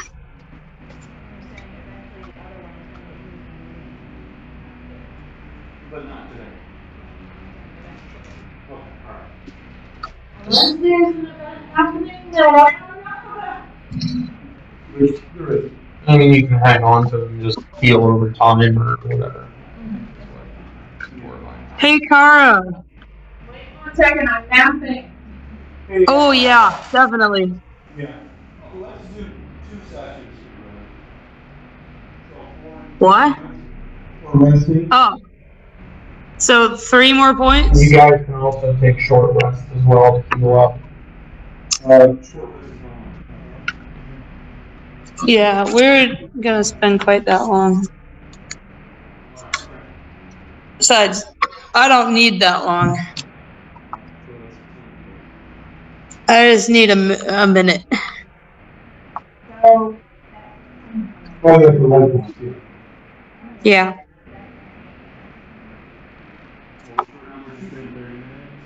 I mean, you guys have the rest of the day. Like, I mean, you guys tell me what you want to do. I'm just saying. We want to walk through the town and make sure things are. We wanted to check on people, make sure they You're were okay. taking, you know. Heal Yeah, injuries if we needed to. Gotcha. Yeah. 9 times 12.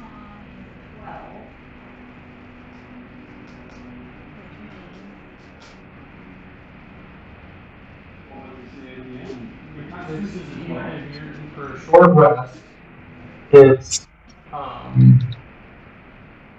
you whatever you normally the dice that you get whenever you plus your life point adjusted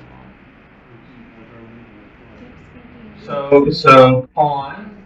Look at your pawn. So pawn go across and find life adjust. Health adjust. Okay. Now go to your battle chart. And where your life points are, somewhere around there should be whatever, your max life points. There should be something there that has like 3, 4, or something that would be next to it. That's when you roll whenever you level up. And so for short rest, you roll those dice and then you add whatever your life point adjustment is to the result. And that's what you keep. I don't know what the light one. It's one. When you look at your pawn.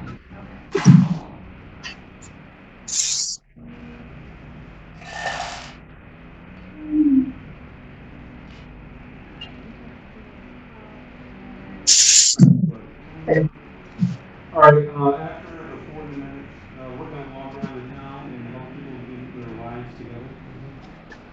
You also feel Yep. if you have with the con of like 12, I don't think you gain anything, but the bygones that have higher constitution, they heal like everything or something like that, or whatever it is.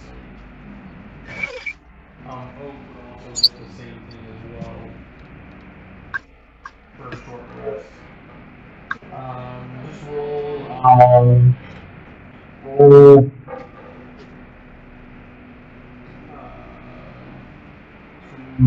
just roll 2d8 for me. 2d8 and then times by plus 2. Yeah, that's what I'm thinking. Max, 18. 2. 9. So 9 plus 2. No. Oh, 9 total.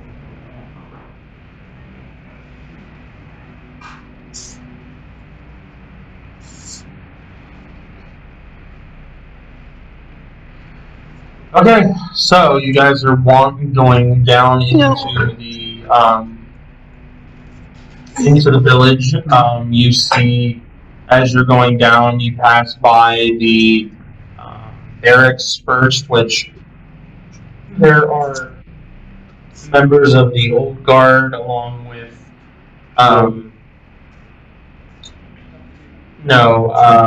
guards from King Farmer helping to move bodies out. There's carts there gathering bodies and things like that, trying to clean up. You do see Omar as well in the midst of the group there cleaning up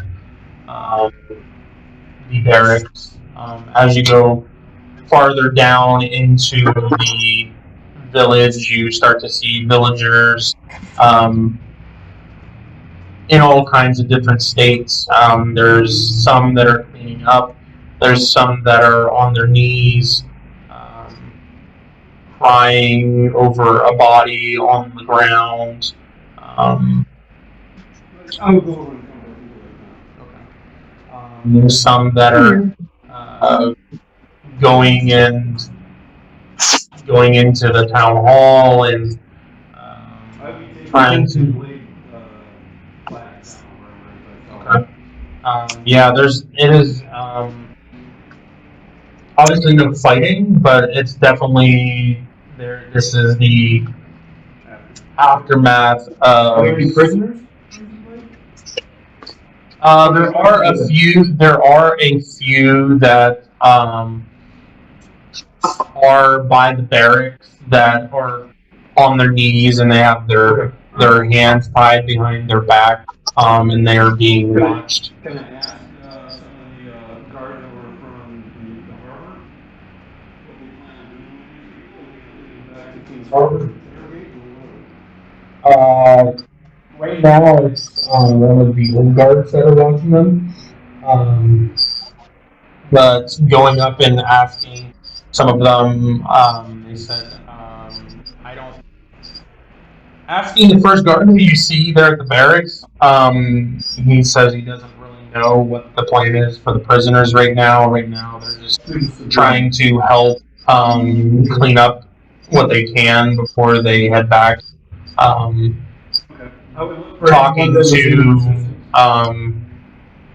Talking to the clerics that were with them, if they are around, they might know more or have an idea. They were kind of heading up the whole thing. But we don't see any. Not right now, no. Okay. Well, if we do see something like that, You guys are basically like where I last left off, where people were like on their knees crying over bodies and things like that. Was the first encounter, the first battle that you guys encountered. Yeah, down by the general store at that fork in the road, basically. That's where you guys would be at that point. Going down farther, you get to where the town hall and the temple are. There are those that are trying to take the things that were used to board the town hall up to try to keep people from getting out, trying to take stuff down, trying to repair things like that, trying to move bodies out of the way. There are some people cleaning out the middle of the street. There's nobody really going up into the temple at this point that you can see. As you're approaching. I wouldn't go there and get rid of any flags or anything that aren't. Okay. As you go up, and you draw closer to the temple, there. I'll help him because he's short. Like before you even get up to the top of the steps, there's an individual that comes walking out of the temple, and he has a little bit of a limp, and has a bandage around his head. But he definitely looks like he was been through something. But it looks like he was hurt. But stumbles forward and kind of almost bumps into or trips over you, almost not seeing you there, and then almost bumps into Sybil, and then I'm sorry, and just keeps walking. He looks like just one of the old guard, but looks like he got possibly some help in the temple.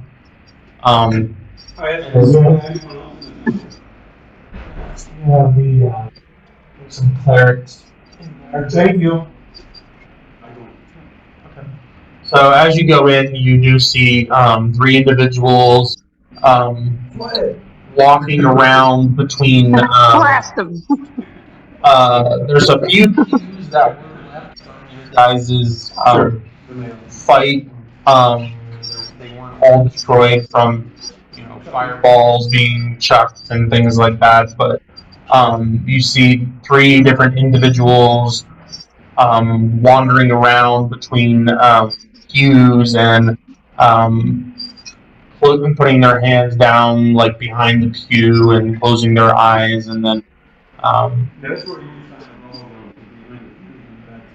and then opening their eyes and moving on to another pew, and then one makes their way over to the side rooms where the bedrooms were and goes in there and spends a moment in there. Do we see a clergy that specifically looks like he's heading over everything?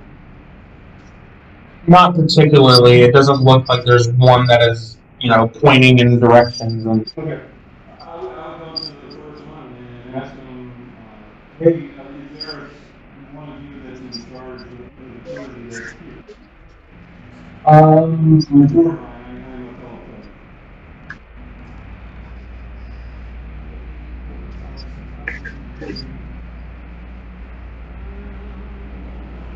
Yeah, this is my sidekick, Sybil. We're gonna have to talk about this later.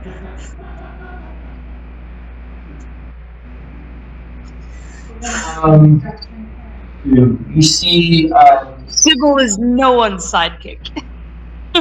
you see a human male with curly brown hair as you approach. Looks somewhat familiar, although you don't have a name for it, but you feel like you've seen him before. But as you approach, what were you saying? Yes, I was looking for a clergy who's in charge of the group that came here to help liberate the town. Yes. I'm part of that group. Do you need healing or help of some sort? But I do thank you for the suggestion. The plans for the clergy coming from King's Harbor, do you have any orders after the aftermath of all this of what they're supposed to make a decision for people to come up here to the temple and more Right now, we do not have someone in mind as of now to take the spot for the temple. One of us will most likely stick around until a permanent replacement is found. Either myself or one of my two colleagues here. We came along because we heard that there was problems going on here at Whetstone, and that the city was sending help, and we thought that if there was something going on and there was supernatural involvement, maybe some of us should go along and tag along just for further help and assistance, because if there's a battle going on for retaking a village or a town or whatever, there's going to be injured, and who knows what else could be here. So we thought we would tag along with it. Yes. Also to conjecture if there was something supernatural going on here. There was a wizard who was taking refuge as pretending to be the priest of this town. I see. The people were fooled. We don't even know where the previous clergy went to. There's no record. And we need to use the Bible. Do you know who the previous clergy was for this particular village? Yeah, if you let me look through my notes for the next 5 minutes, I'll find it. Ah, yes. Yes. We don't know Whetstone. what happened to him. The idea that he was retired from this area and Yeah. somewhere else is what the wizard said. And we take no truth to the matter of what a wizard said. It's hard to tell what became of him if a wizard is telling us stories. Maybe half-truths at best. It's hard to tell what part is truth and what is lie. Yes. The second problem is he was a wizard actually living in this temple is susceptible for incursion from that wizard. I wasn't able to finish him off. I told the portal that I could not finish him off and I had no access. So he has been here through all of the humans. So if he would wish to teleport back here, he would do it. As you say that, You see him reach back into he's wearing robes, and he reaches down into a pocket. You see him close his eyes for a second and focus, and it seems like a long time goes by, but it's only 30 seconds or so pass by, and he opens his eyes and says, "Okay, I appreciate the information that you've given me. The three of us are gonna stick around for a bit to make sure that that doesn't happen. What form of transportation or escape did he use to?" He did not use a teleport enchantment. He used a gate of some sort of like the swing gates that were open when the town was attacked. James Herbert. Yeah. Okay, during the festival. We've been doing studies into these gates, these portals, kind of through through all of us for a loop, but we're doing investigations to try to figure out if there's a way to counter where these can show up or prevent them from showing up. But our studies haven't really produced anything yet.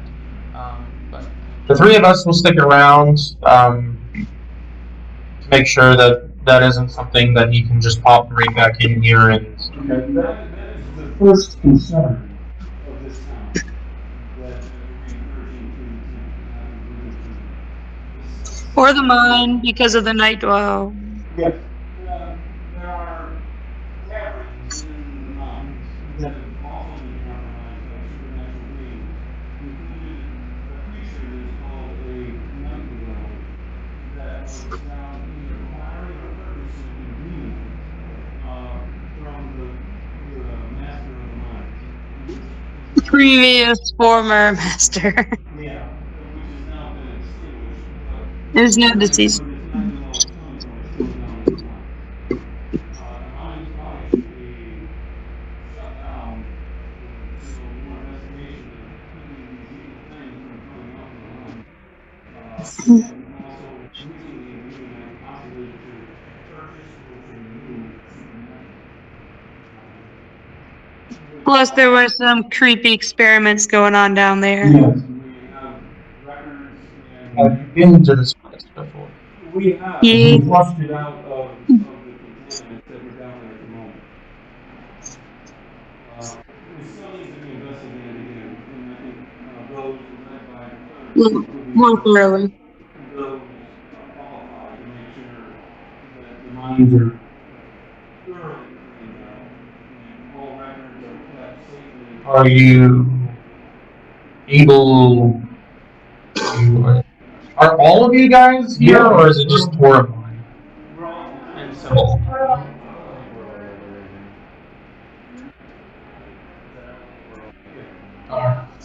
I think so. Would are you all able or willing to go investigate now?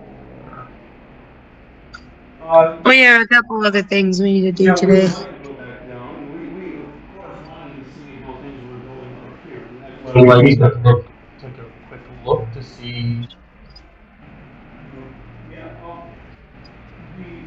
the body of the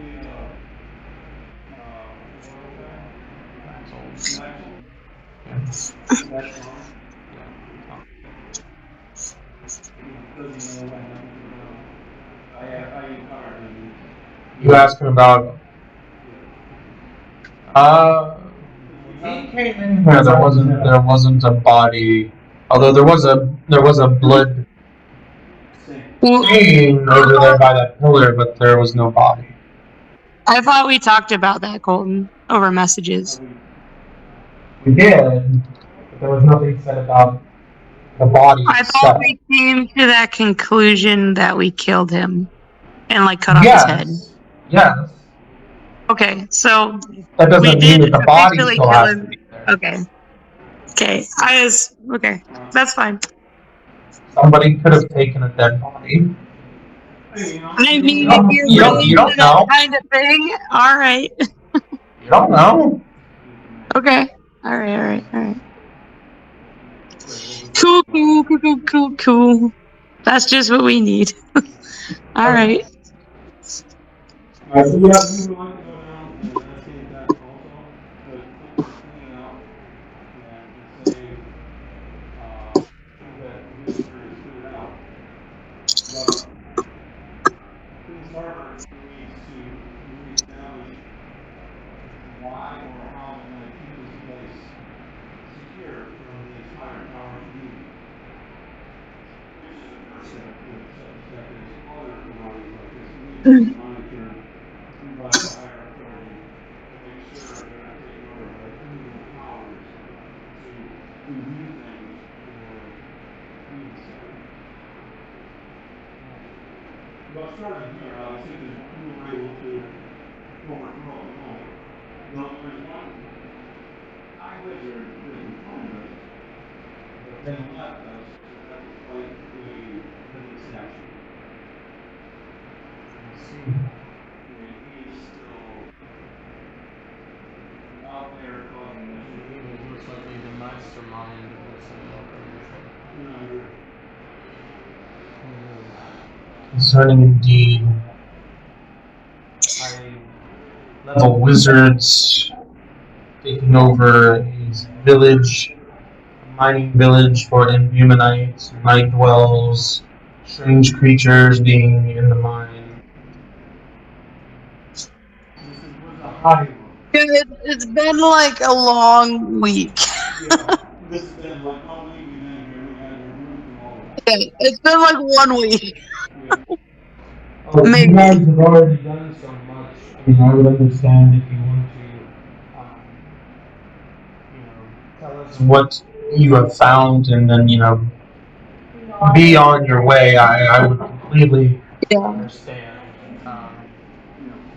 If there's anything That's that fine with me. I It's or just my one more thing we need to fellow do tonight. clergymen can do to help, I mean, let us know. We would like to take a quick look in the mine. You know, pop in and pop out. I mean, we can certainly do that as well. You just let us know. Oh, then, you might wanna go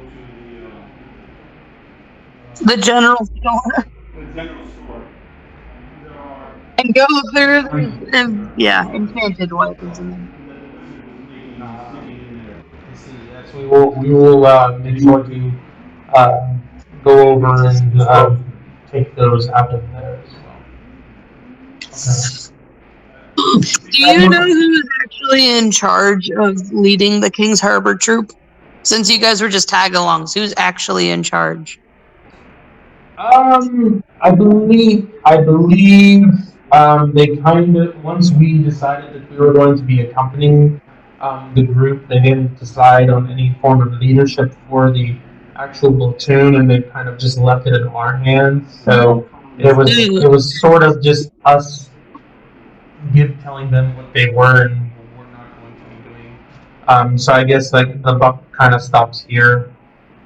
Perfect. And We need one of you to be the King's Harbor representative at a meeting that we're going to host tonight about laying groundwork for the future of Whetstone. So one of you needs to, or maybe all three of you needs to come and represent King's Harbor in this matter. Okay. I don't know about all three of us, but we can definitely send somebody up. I don't Well, know I didn't if want to be like, someone draws a short straw or something. I don't know, but well, and also I wasn't sure because your tag-alongs on this mission was, this wasn't your original intention, so I didn't want to assume that you could speak for Kings Harbor either. So I just need someone who was in charge, but now you're in charge, so it's gonna be one of you guys. Nope. Brown curly hair, that's all I know about him. you did not. Now the other two, where you know? Holy.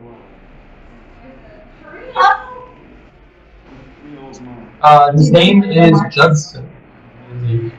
Judson. Judson. Middle-aged human male with curly brown hair. All right, Judson. You're the guy. Okay. All right. Maybe sometime around like dinner or something. Just, I guess, inform me on what time you're planning on having this meeting. Yeah, like dinner-ish. Okay. Maybe a little later. I will see what help and knowledge I can bring to the table. Cool. With that, goes in line.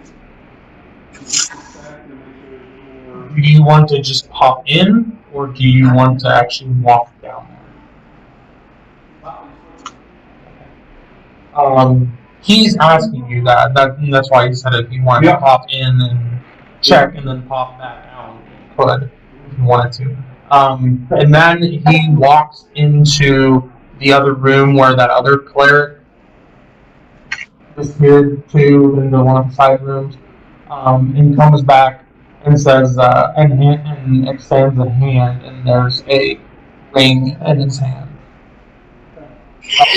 Says if you need to borrow this, you can teleport up to 10 miles away, but you have to have been there before. But you need to also bond with this before you use it. Oh, we have another hour. Yeah. Cool. But that would save you guys from, traveling down. If you wanted to pop in, pop out. Okay. You can bring up to 6 willing people with you. Or up to, what is it, like 500 pounds or something like that. If it's an object. Okay. All right. Since we have all this time, I'm gonna reiterate to Kharah because Kharah wasn't here, and then she was doing math. But Kharah, you should try and find Derek if you can, and give him a little pep talk. He seemed really bummed. Also, tell him that if he can't get his old job back, I'm willing to hire him.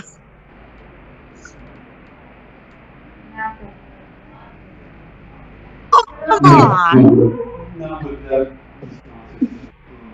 Yeah, I don't know. Yeah, if you can't find a job here, tell him that there's one lined up for him over with me, either with me or over in Arbordale.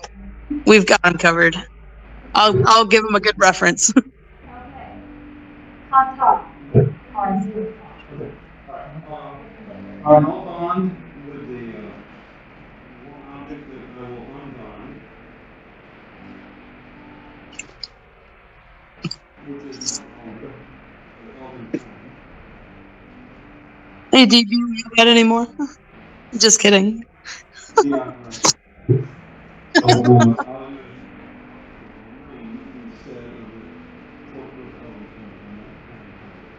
elven tongue. Okay, so an hour goes by. Anybody that needs to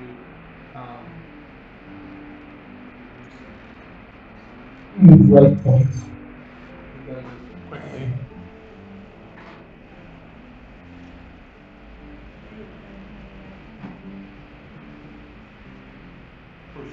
For a short rest is you literally sitting and Not walking around. yeah, it is you almost like meditating to try to get your body to heal quicker. It's like you're focusing on trying to get your body.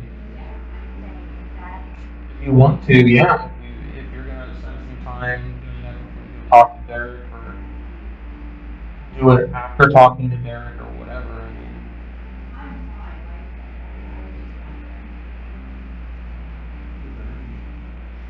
take him back to Sophie's house. Sleep. Go super company. They all Give know her back row with a rutabaga. she lost her family. Fine. Okay. Keep her company. Okay, so you got the ring. Alright, now I'm gonna make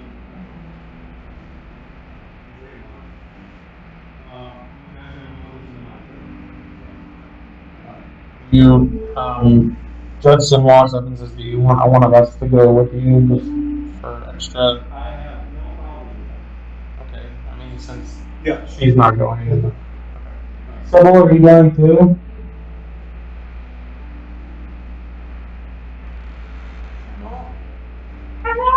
Oh. Look at that. I'll just assume that she's going. Yeah. Okay, so where are you popping in at? We're gonna pop in right where I found the fur of the shadow beast. So that big room with the pile of imbuminite. Okay, so you pop into that room.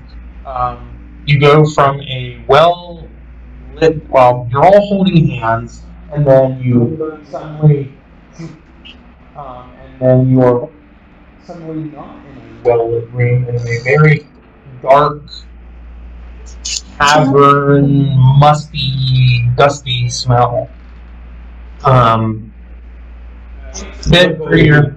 Okay. Is anybody popping up lights or anything like that to make it? Is he It will. human? Yes, Judson is human. As you guys pop up and it is dark, you hear a and there's a bit of a torchlight that shows up amongst the group.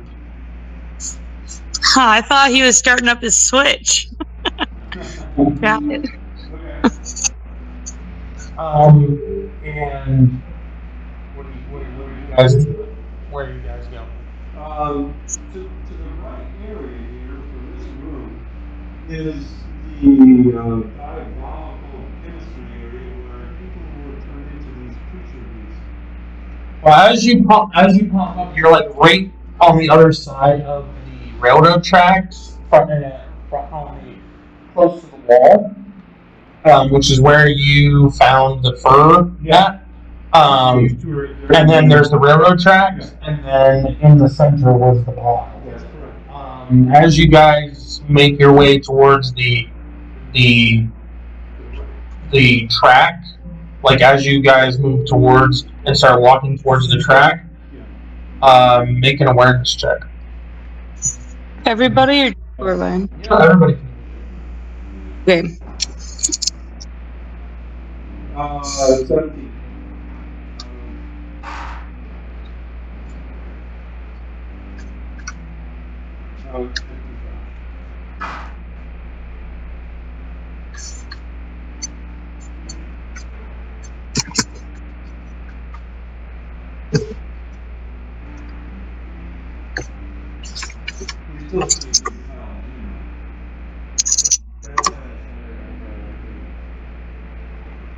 You guys notice that there is now not a large pile of imbuminite. There is now a very shrunken pile of imbuminite. Now, instead of having this massive area of imbuminite, now there's maybe like the size of this table in the center, and all of the carts that you pass don't have any imbuminite in them. Lots of footprints. Or yes, footprints like resembling work, similar to what you guys found before, just way more volume.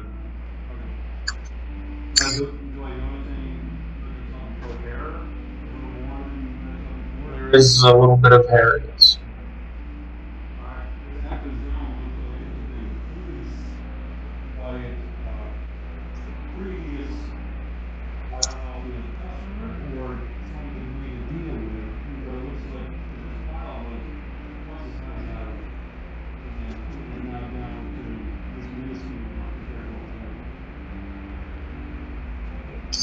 And Yeah, somebody's been busy. yeah, and it looks like the night wolf is back with some Yes, lackeys. right. And Day. as best they could to go as fast as they could to get that property down. And with their little success, just in case I get the lilies or something around me. No. I'm thinking they'll try to feel a feeling, but nothing's quite coming. And so, As you say about explain about the imbuminite and night dwell, you see Judson close his eyes for a second, and then you see a flash of blue from his eyes, and then you guys suddenly see hues throughout the room. Purple, and some on the walls. You don't see any red. and if we can continue to see what you see, we would like to go to the next room and make sure that it's there at a certain level of maybe some empowerment that we know about. So you guys make your way to where you guys fought Gilius. Of course, you run into the illusionary barrier, which the Judson does not touch because he wants to preserve everything the way it is for right now. But you guys walk in and start walking through this area. You're not really getting any hues other than the occasional purple blip in the wall, but that's it. Any rocks that still have any residual? Oh yeah, the rocks have the locks have that green hue to them. Okay, yeah, I pointed out to him. Yeah. It seems to be that sort of Natural. empowerment that we don't run into that much. Mhm. Now, they didn't use the razors. On Okay. the top ranks, they were empowered rings on top. They negate empowerments that were around attack, and also they would also negate immunities. Specifically, each ring had its own job to negate these types of empowerment. As you say. Yes, I removed them, and we used them to fight the wizard Vlad in the temple. But our last battle with this high wizard king, he used a mind altering thought process on me, and literally made me hand these things over to him. They were some sort of gnomish, ancient green ring. Gnomish. Yeah. They were. He says he's a collector. This high wizard, and so either he likes just to have activities, or he likes to have things to protect himself. These rings are what I think they are. Of course, any collector would be interested in having them, or even someone, a follower of the creator, would want to collect them just to lock them up. Yes, they were in my hand, but he mentally forced me to open up. You said they were on these braziers. Yes. So they were rather large. They stretch supernaturally. Okay. His rings were like his rings felt Hmm.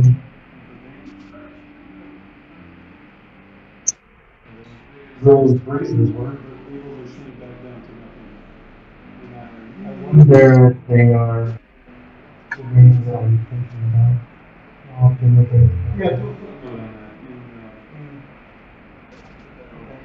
that. Really noted. And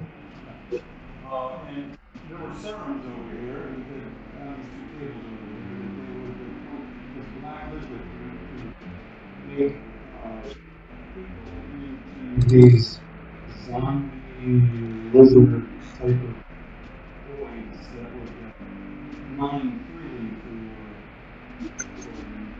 for So he has Can you do this? yes, we have some vials and we have a paperwork too. Yeah, I've got the paperwork. Yeah, no, I'll show you one of the vials. He examines it for a bit, goes over the table and kind of pours them out.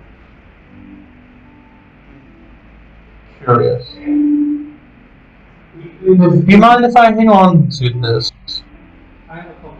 That's fine. Okay. It took many, many years apparently for him to refine this down to a usable substance to put in his victim for him to be manageable for him to work. You have his notes by chance? Yes. We wanted to take that back. I was going to say, I would like to look at them as well. It might help with me trying to figure out the ins and outs of this, but at the same time, I probably will need to, we'll probably need to make a copy of it. But we'll be back to Kings for I might just have one of my colleagues there copy it to me. That would help. zero.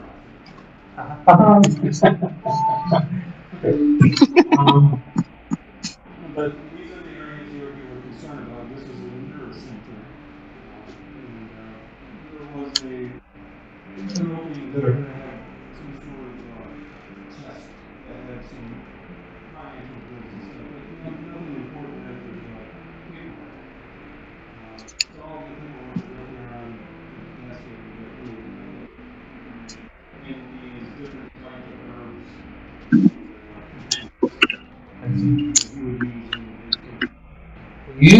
Your group certainly did a lot for this village. Well, If we had known ahead of time this was going on, we could have sent some help possibly, or well, let me put it this way, this village still needs help. Not just because of what took it over, but the master of the land seems to be very hard headed over the people that do him such a good service. Treats them such as lower viceroys that is their duty, their job for him to stay behind. yes, we've heard reports about Whetstone and the treatment of those in Whetstone. However, unfortunately, they are almost like their own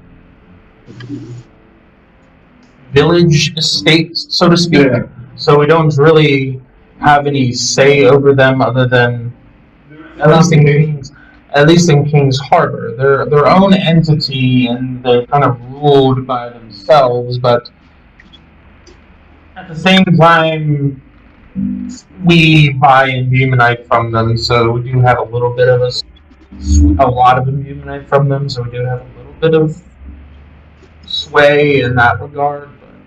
But Under the circumstances, I think you should understand that immunite isn't taken away. That this is no longer busy service. This is something that threatens the whole ground security. It's not the idea that people as individuals can make their own decisions. These people would have to keep in mind. They would have to find a different way. And everyone continues to warn you, will continue to find new people to oversee, to enslave them. Again, it would just keep happening. And it's all because of you. So, thus, if you keep finding people that can turn from the Christ's people, by doing that, you are also harboring this person in charge. So, that means you are endorsing slavery and service. yes, it's a difficult thing because I mean yes, we can buy from someone else. We could try to forge another agreement with another mine of imbumonite. You were missing the point. You were missing the point. There are people who will suffer beyond anything they can think about just so someone else will conquer. And it's just because it's a Mennonite people look over it. That is immoral. A creator wants all to be able to have a just lifestyle. It cuts when people perpetually keep this place running all because of the way it is. It's only because of the way it gets out of the ground is that people can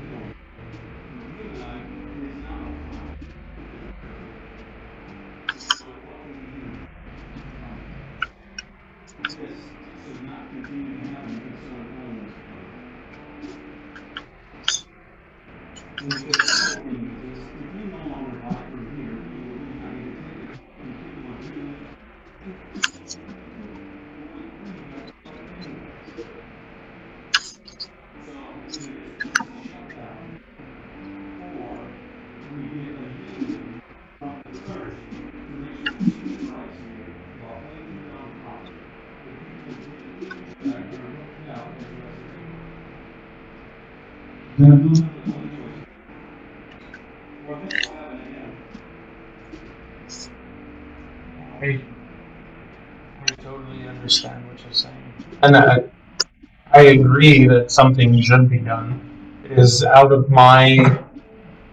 I cannot unilaterally make a decision like that, and the temple in King's Harbor can't either because they are.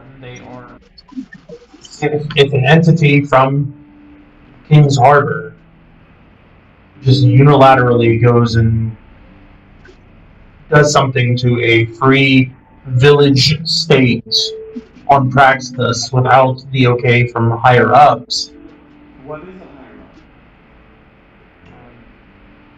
most likely have to either talk to the Duke or it might even go up to the King, possibly. Not on Praxis. The King of Avalon. King's Harbor and the area is part of Avalon, but okay. Yes, Whetstone is in part of that, but at the same time they formed an agreement with the king, so that is why they are considered a village state and they're their own entity and kind of So it's government. almost a diplomatic agreement. In a sense, yeah. So they can do what they want to the people and pay no report. And we don't really want to happen. I mean, obviously, if there was murder, like complete riots in the street and murdering and that kind of thing, like almost like So you don't know what level of work conditions would warrant people to be able to shut it down. I'm sorry, they don't have the legal strength to shut it down no matter what anyway.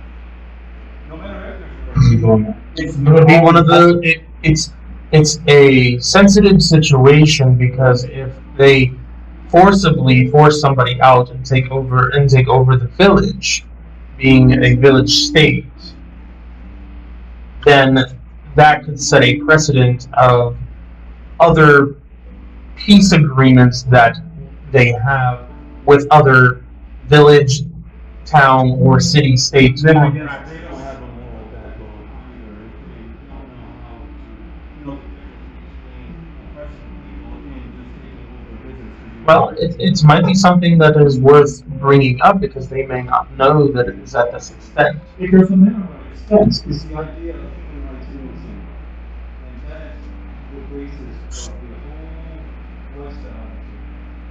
So, and even if that works or not, even if they blackball and no one buys from here, we know people will take them in a row.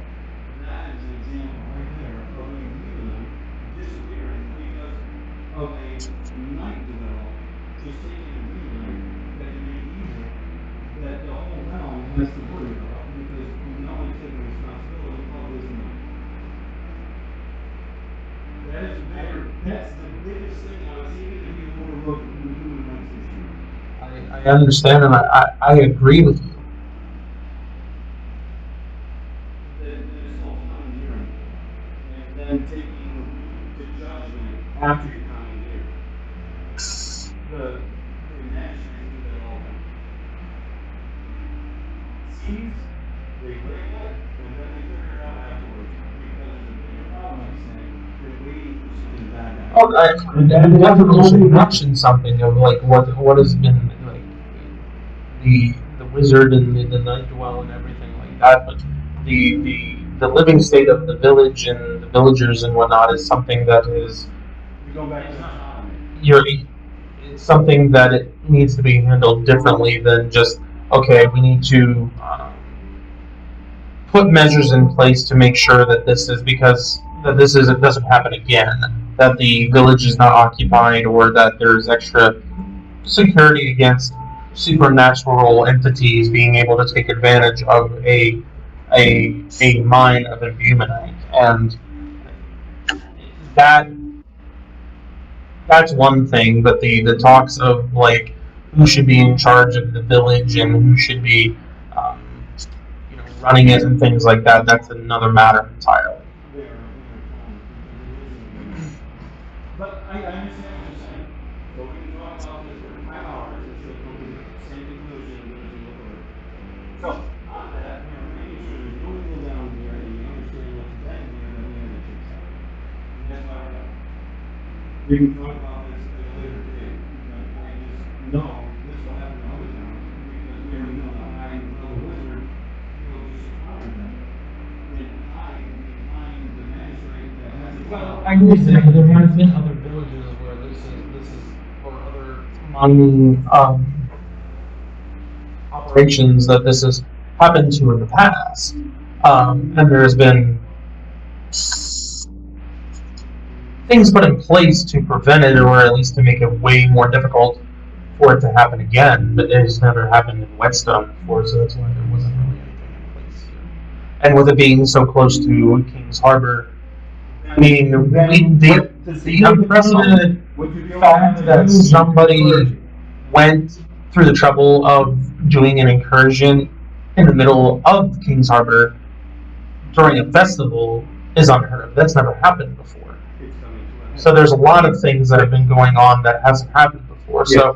So, your argument of needing for new leadership and things like that, it may have weight, and you might be able to persuade the higher ups on these different arguments, but it's not something that's going to be done in a day. And it's time it's going to be something that something to radically maybe not in a day, but it has to happen soon. I mean, the one thing that they're definitely going to want to, that we wouldn't even need to get the okay on, would be setting up preventative measures to make sure that this doesn't happen again. That's fine. And that's all we can ask for right now, like you said. Yes. That's the first thing. But again, this is us. This is me. I'm the one representative from King's Harbor, just now learning all of this. Correct. So this is also us trying to analyze the situation and try to figure out what best course of action to do. I'm just fed up with people taking advantage of other people. They still need to. Understandable. Understandable. And your group has been here and has endured a lot of what you hear, and that on top of I see completely my understand die. The background. But it was very sad. And this could happen at any moment again. If you can decide to sue back because it was in the villagers, then that would be greatly appreciated. So one second. All right. Is there anything else you need to show me, or is that it? Anything you can remember, Sue? Huh.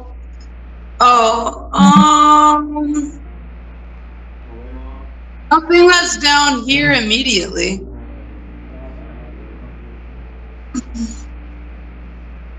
Okay. We never found Derek's stuff, but they're probably gone. Like gone.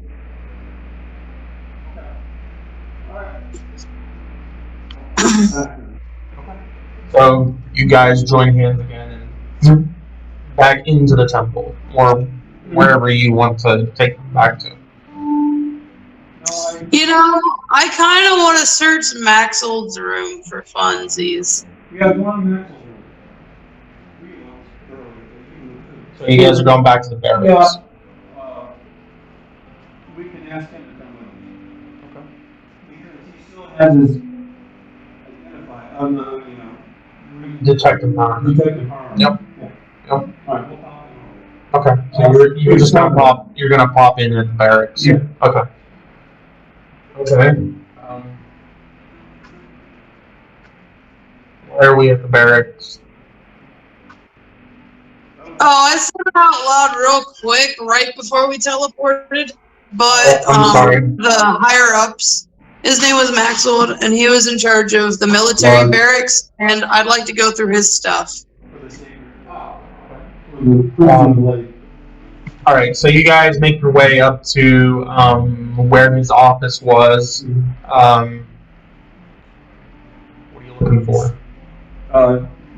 Drawers. We're gonna turn the place. Okay. All right, investigations for whoever wants to do investigation. Yeah.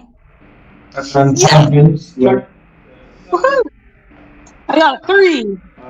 But my intelligence is lower than yours. That's notable for intelligence. It's about time. Hey, hey. 17. I got a major success as well. Ooh.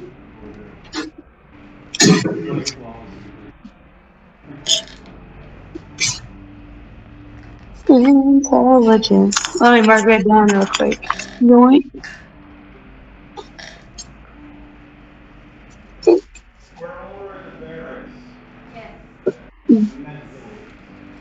Everyone.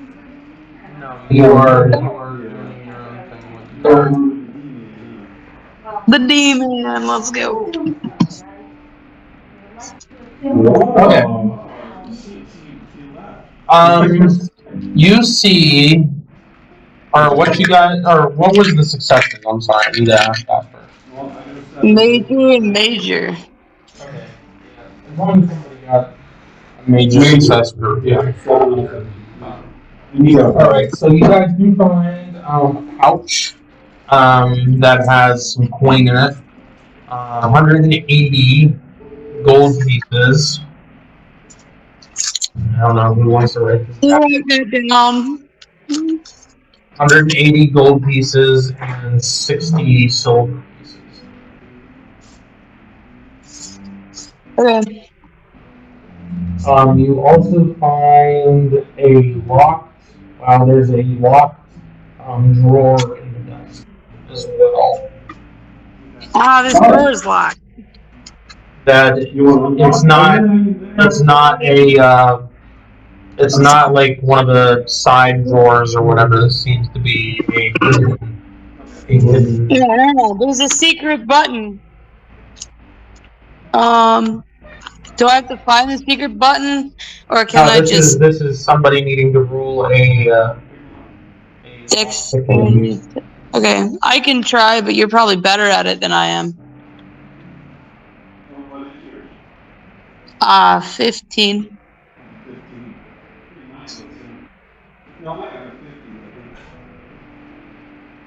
For your dexterity?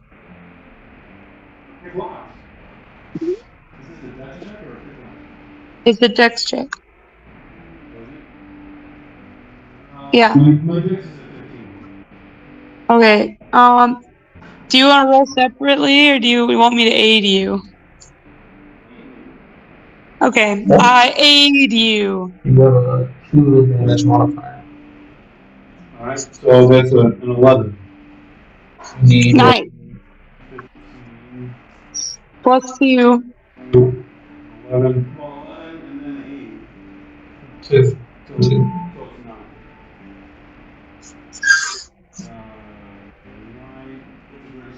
Okay. Yep, that's what you needed. So with the Sybil's help and trying to guide you with, no, don't, not there. Okay, a little bit more. Careful. All right. The door, the drawer pops open.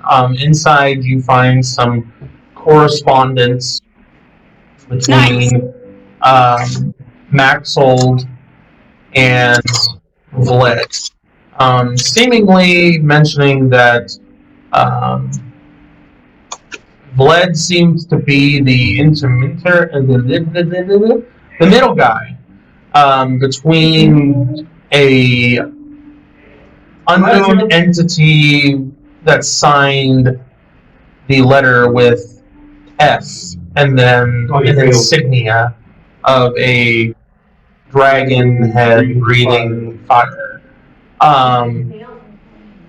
But Vlad seems to be the middle guy between that individual and Maxold, who was representing the Crimson Blade.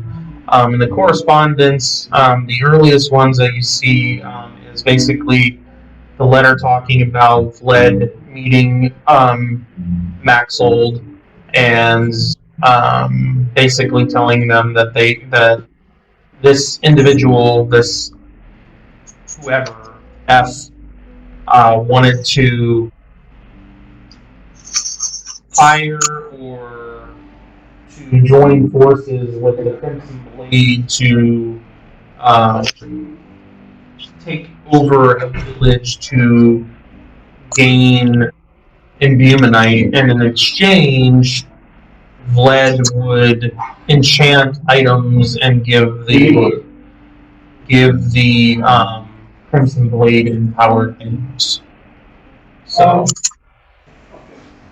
Ooh. Did we find any empowered items? There were a few and stuff. I mean, there's weapons all over the place. Yeah, you guys teleported there. Right. So But there was a battle right in front of it. yes. So in the battle in the courtyard, you would have seen some red items, mainly just weapons. Okay. All right. We would definitely tell Judson. He's there with you. Yeah.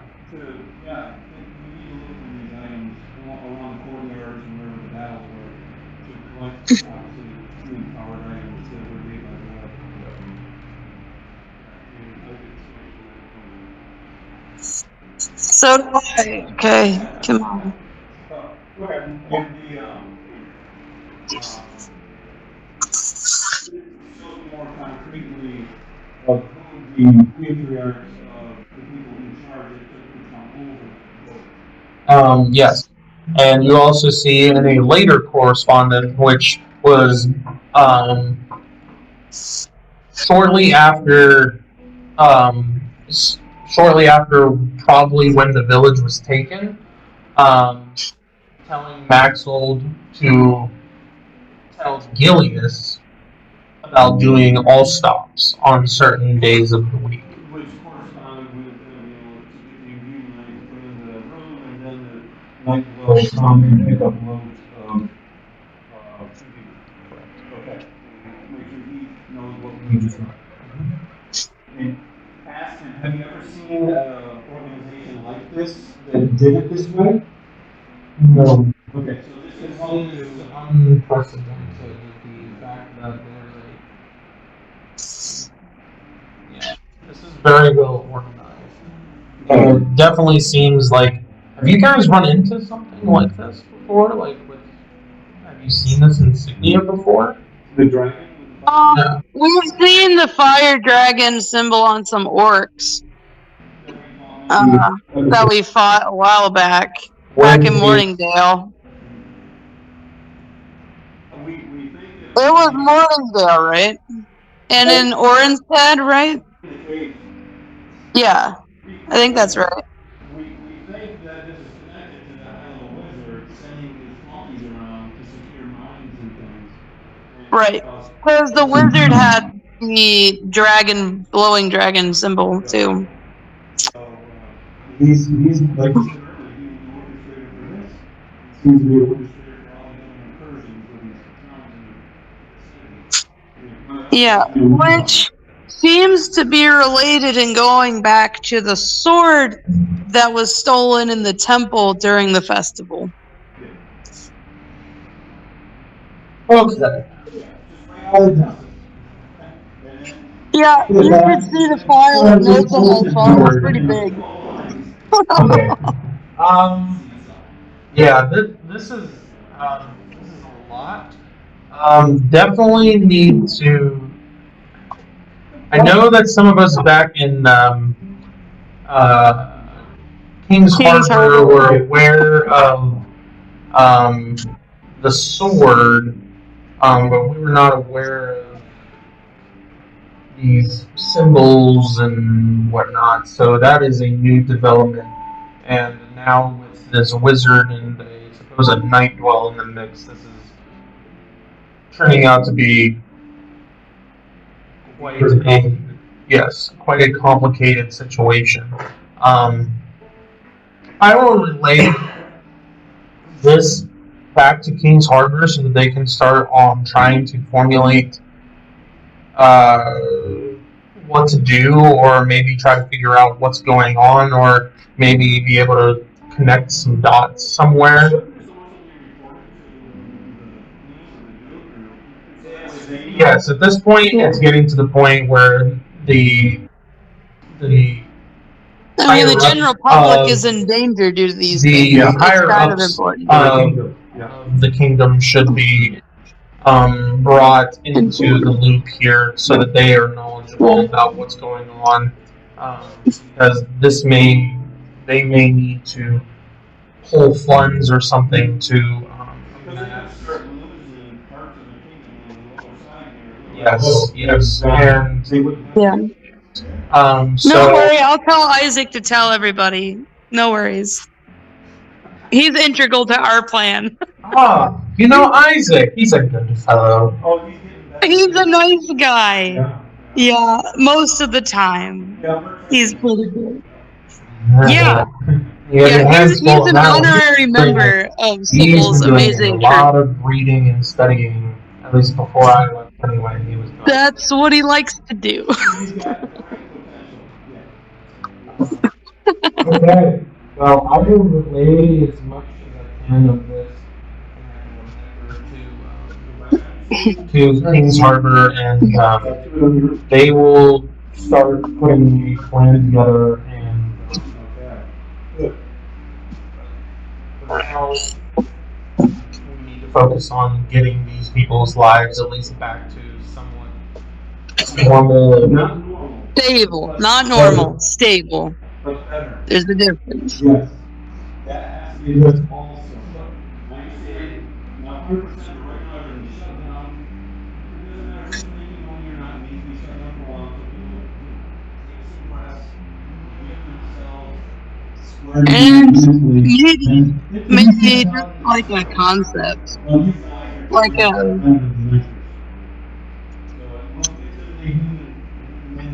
Yeah. And maybe, like, when that time comes, if we can't come to, like, a valid agreement, maybe we just say, if you're not going to change and, nothing's going on, we just offer, like, an evacuation plan for the civilians that would like to leave, like, give it as an option. If you'd like to leave, we're leaving as an armed force. If you'd like to come to King's Harbor, you can come with us.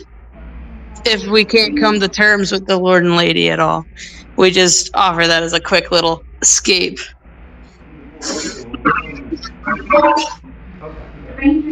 All right. So, is there anywhere else you wish? I think that's it. Okay. He extends his hand back out. He likes holding hands. What's up with you, Jensen? I want the ring I lost today.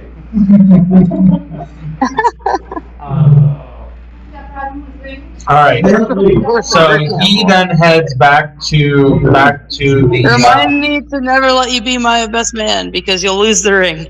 Back to the temple. He does stop and talk to some of the guards. He does stop and talk to some of the guards on his way out of the courtyard for the barracks. Oh, yes.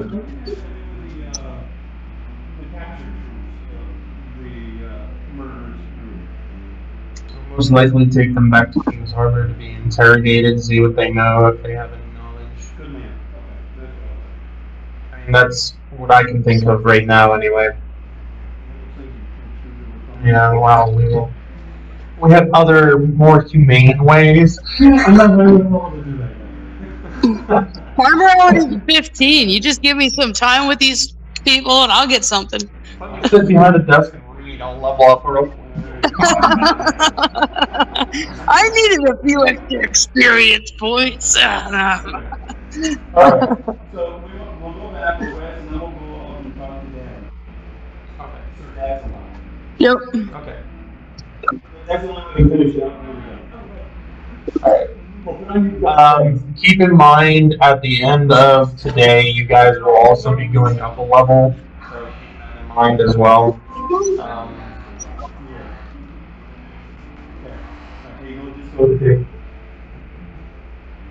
Yeah, you guys will be going up a level. You'll actually be hitting half as well. So you guys will be hitting level up and then the half as well. But so you guys, we'll just move forward to when you guys go up to the meeting for.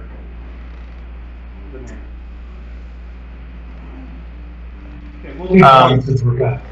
Okay, so you guys go up to the manor to have your meeting. Yeah. Okay. So Judson is there. You guys are there. Omar is there because he is basically the person that took over the reins for the old guard.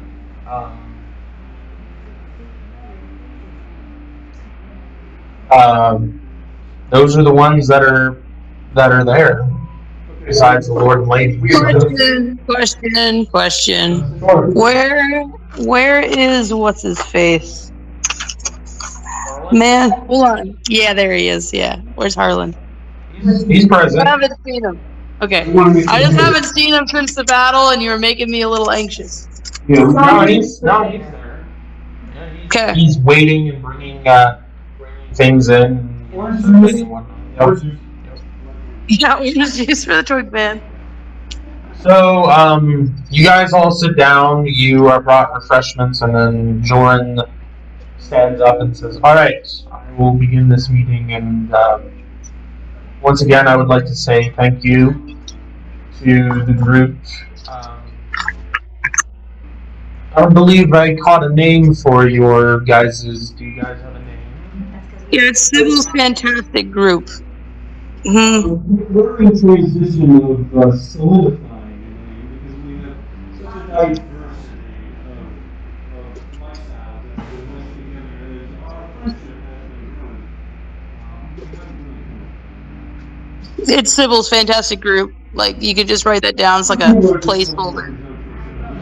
Yes. Okay. Well, thank you again to your group for assisting in liberating the village of Whetstone from being occupied by this force and by some supernatural entity, it seems. I will call this meeting to start, so if you have something to say, the floor is open. Oh, I thought I had to second the opening of the meeting, but I guess we're good. Yeah,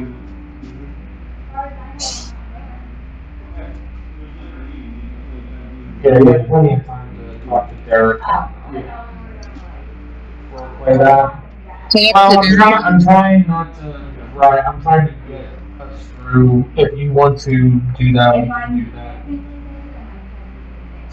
You were having a conversation with Derek. We can role play that basically next time, like instead of doing travel. All right, so the floor is open to you guys and anybody that wishes to speak. Maybe Okay. talk about securing the town from these future incursions of evil. Maybe Judson could open up and give a short rendition of how it was normally to secure a town that had issues of security because of enchantments and creatures of the Generally, how we've done it in the past is we've put in an alarm type system that will alert the clergy of said village, town, or city if there's a certain area that is known that a wizard has been in, or a entity that has access to supernatural empowerments that can pop in and out. This would alert them to say that that somebody has broken a barrier or something like that to alert them that something is going on. And that has worked very well. At the same time, having at our disposal different high-level clerics that have been to the village that can pop in and out if need be. If there is an incursion of some sort to kind of deter it or to aid in a battle or to sway the course of a battle. Other than that, we have had different groups of individuals that have even taken on to staying at a village and or town or city to help protect it. They're not exactly guards per se, but they're their own separate entity that the village kind of puts on or supplies housing and things like that for them to in response to them helping protect it. Generally, they're more well-known groups that really have a name for themselves, and they're recruited or asked or given a decent amount of money to, protect. And there's various different means, and a lot of them help deter, but it all depends on. It kind of comes down to what the leadership of said city, village, or town is okay with, and whether they want a overwhelming occupying force here as a deterrent, or whether they would just have things set in place for people to pop in and assist if need be. It all depends on what they are okay with. In this town specifically, the more advanced situation would possibly be a mixture of both types of. Most likely, it would be a mixture of both. We would have to try to put the word out to try to find a group that might be willing to stay here permanently or at least until we can figure out what's going on with this wizard and night dwell that also seems to be in the mix. There are at least 2 wizards here and a night dwell that know this location well. So we're gonna have to. It'll take some time, but we will definitely have until we can get a group to come in here and stay here and protect it. It will most likely be just a significant amount of occupancy of force being here occupied to be a deterrence. For something like the mine of what you showed of me, we'll have to put we're not really going to expect anybody to be down there 24/7 in the dark in the mine. We'll probably shut that vein off, or if they decide that they want to go. Well, we wouldn't. It would be one of those things that we wouldn't just shut it down. We would collapse the entire thing, so that it wouldn't be accessible anymore. It wouldn't just be a band-aid over the situation and just collapse the tunnel. May I also make a recommendation? Or like a question/suggestion, I guess, is better. Certainly. Okay, I pull out the sending stone that Isaac gave me. I said, I'm not sure if he made this or if my friend Isaac simply had it and gave it to me, but these are super handy for communicating over vast distances when you cannot get a rider out of your village. If there's a way we could make more of these, even if they're just like one way or connected to a single like other person or another stone, just so that way there's a way in the village to contact someone out of the village and have like a warning system in addition to the wards and things that you can place and collapse the mine, that might be a big help towards getting the word out if something is wrong. It's a really good idea. I would say we would need to have to have key figures most likely carrying these around, because the previous clergy would have had, most likely, if he was the only clergy in this village, he most likely would have had one to be able to communicate back and forth with King's Harbor. So something either might have happened, or it might have got unempowered before he could use it, or there's various different situations. So there could be It would probably be something where there would have to be multiples or available. Yeah, if there were 2 or 3. Yeah. But that's definitely But just something that having could those be available. available and could be used on top of the other deterrences. Yeah, and even if they weren't like necessarily on a person, so something that we do at guard rotations, I'm trying to use camp as an analogy without using camp as an analogy. If there's a threat on the property, we have certain locations where we have like a set of armaments where we can go get them if we need them. Not everyone knows where they are, but certain people with training to use those things know where they are and can reach them quickly. If there's like 2 or 3 like locations where they're locked, guarded, they're in there, and then if something happens, you get to that location and grab what you need. So I was thinking maybe something similar like that could happen with the stone, so it's not like out in the public in plain view. Like these are for emergencies. This is not your personal phone. This is like the work phone. Sounds like a good idea. We'll have to work out the particulars for it, but definitely sounds like a good idea.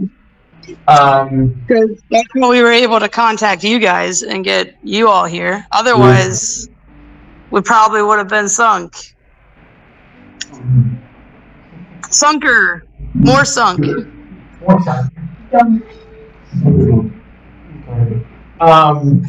Omar speaks up and says, well, we definitely are going to need to do some hiring for village guard as well if we're going to replenish our numbers because we have a little less than half of what we went into the battle with. So no, that's a given. So we will definitely need to replenish our numbers and do some hiring as well. That's just not putting myself in a leadership position. I just happen to be the one that everybody kind of looked to whenever before the village was retaken and whenever the resistance was in its infancy. But I guess I just got handed the leadership role. But obviously, that is up to you, Sir Joran, to decide on who the next head of guard is. That is definitely something that we need to look into as well. I think also you, Sir Jordan, mentioned about services that we've done in sort of communities that you mentioned about. And the way this has gone over even beyond what we expected. With just the mind alone and then, of course, the freeing of the whole town and actually doing the labor. This evil literally owned the town for a certain amount of time. Even though you wish it to you your watch, but were sadly helpless because of the harm that were able to overtake the mind of people, which I did experience myself at one time, just recently about this evil leader. I was questioning and wondering, since you have experience the supernatural that you have never really experienced before, in person, do you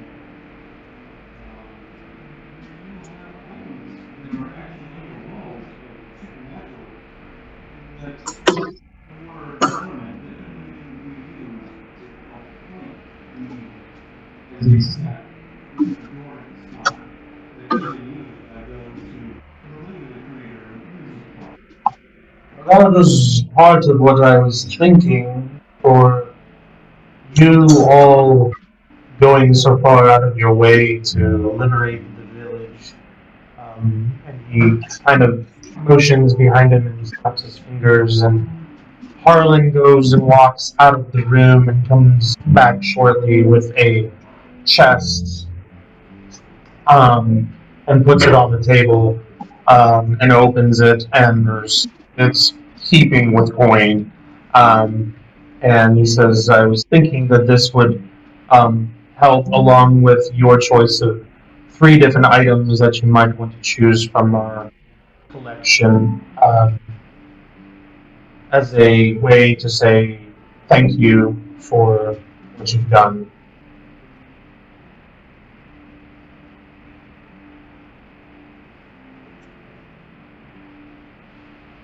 I would probably thank you for such a generous reward for our services that I have been able to lead in recovery from. And I see the wisdom that you have in before I even mentioned, and I do see the usefulness of things that can be used for further purpose and for good. Quite often. Well, I thought of the items because there was previous interest in the items. I don't remember if it was you or emotions towards Sybil, the young lady over there, but there was some interest in them previously, and I thought, well, they're just sitting on the wall or in a container, and if you guys are able to use them, you might as well give them to someone who can use them anyway, or would make use of them. I think that's very noble and I appreciate that. I guess in a sad way or a barbaric way, I would like to mention that you didn't know us before we came here. No. Well, we did not even. We did all.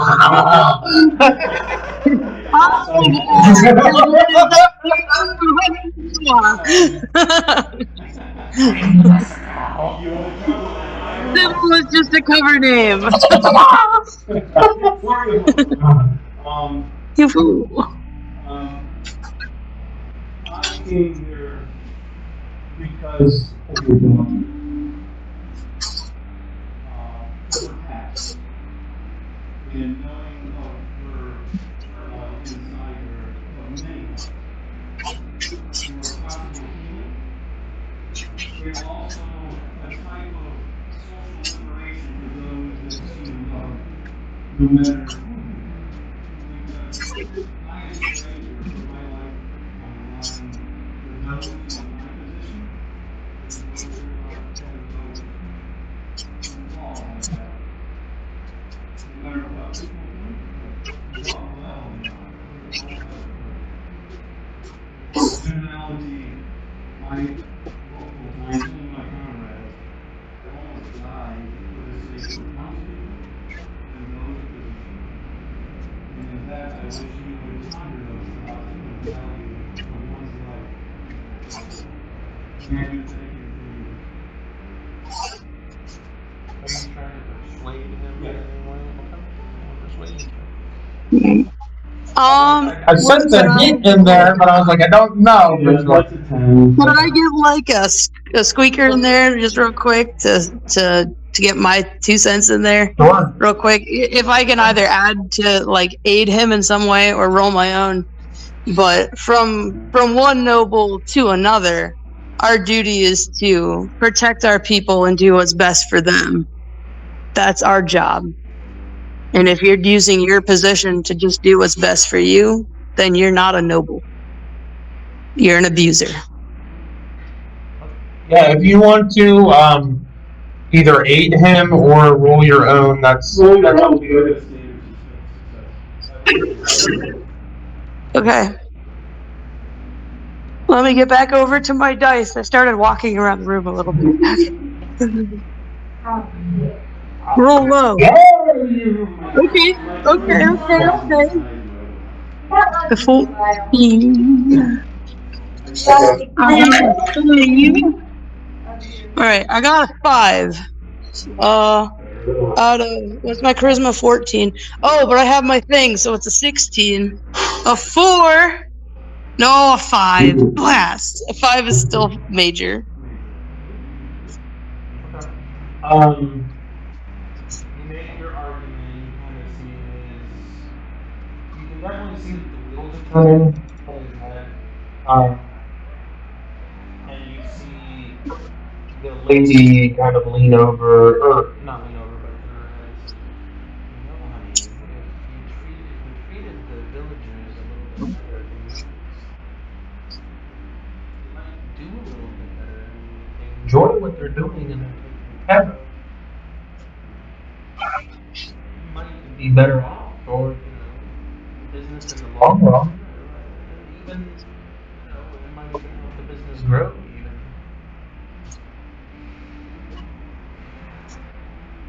You see him very, he's very torn. He's very torn on how he has run things for so long and how he was brought up and what he saw, how he saw his family, his parents run things, and how he decided to run things, and now everything is just like there's a lot that has transpired, and there's a lot that is just now happening in his life being controlled.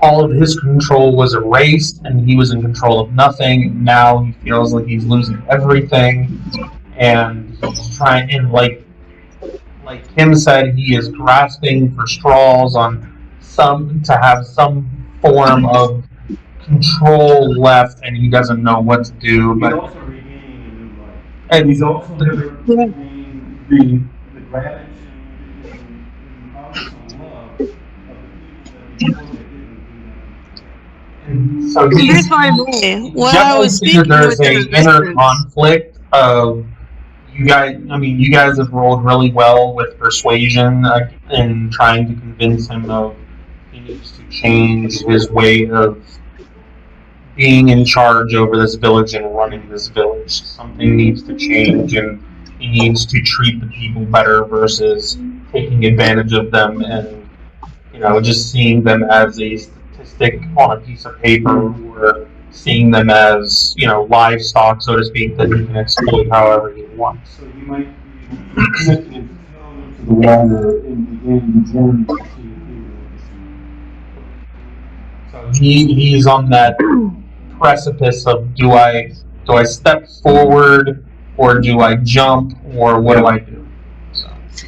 and if I may, when I was with the resistance, and we liberated your minds, and you were in control of yourself yet again, and we told the resistance, they were pretty thrilled. They wanted to fight with you, not necessarily for you, but with you, as equals, fighting for their homes. This isn't just yours; it's theirs as well. I can also validate that as well. So.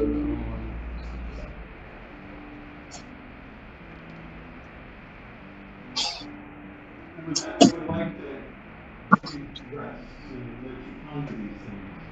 And also thank you for your graciousness at this Agreed. And if you want to throw a little bit of a bonus percentage off of imbuminite in the future, like just an extra 10 or 15%, that'd be cool. We'll take it into consideration. I kind of smile, just a little bit, ha ha ha, aren't I funny? But also seriously.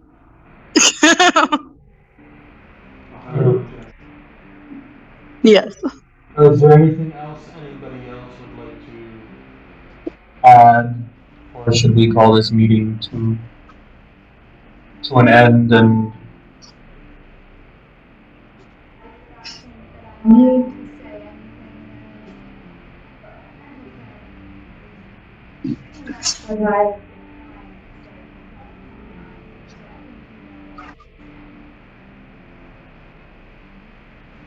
And one last bit. But it's certainly. Go ahead. Derek did a fantastic job of protecting Kharah.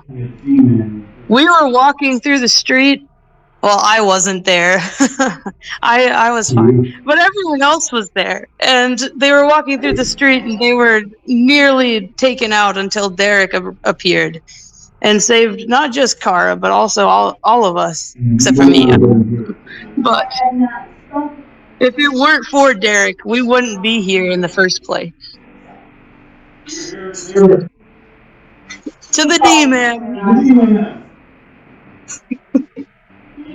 I mean, if you really don't want to hunt him back, I mean, if you really don't want him back, I'll definitely take him. But you should consider maybe thinking about it. Go into Harlem, the bravest butler of them all. You're here for Harlem. Your father looks towards you and says, "What is regardless of what the past holds and what the future brings, it is good to have you back."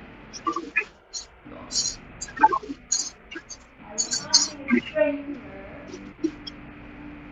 the village anymore, but I do think I can go elsewhere. You're not staying.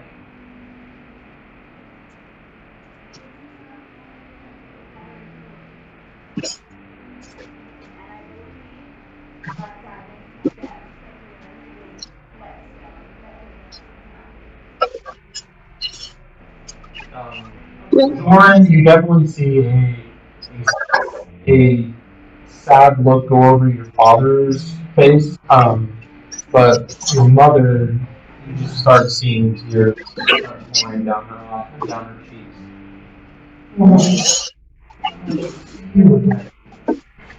Your mother asks, "When will we see you?"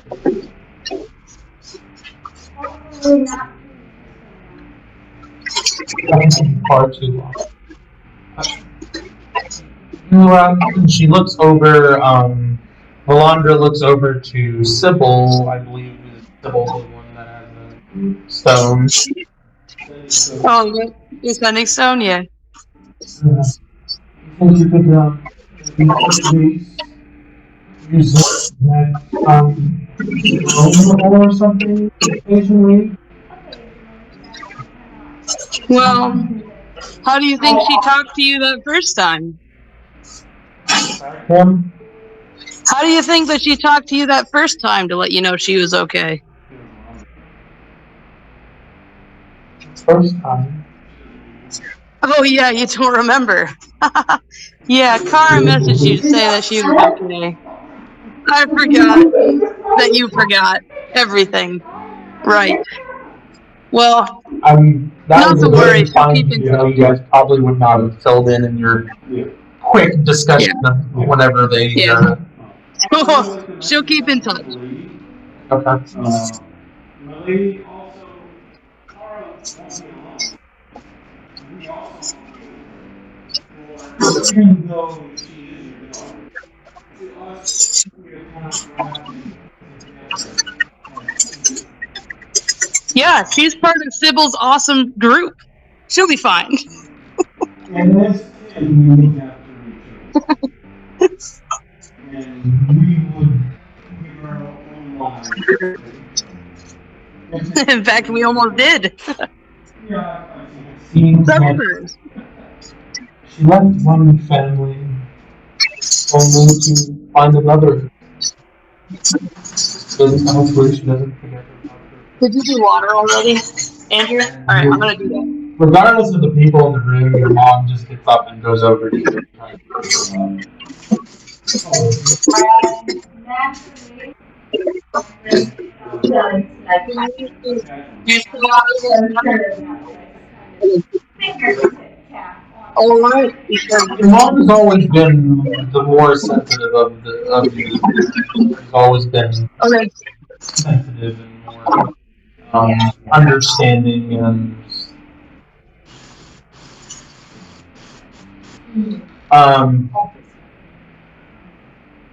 at that point, Harlan motions for, or not Harlan, Joran motions for Harlan to come closer, and he leans over and whispers in his ear, and then Harlan walks out of the room. Is there anything else? I think we'll stay the night, and then we'll Okay. Again, we appreciate your help with liberating Whetstone.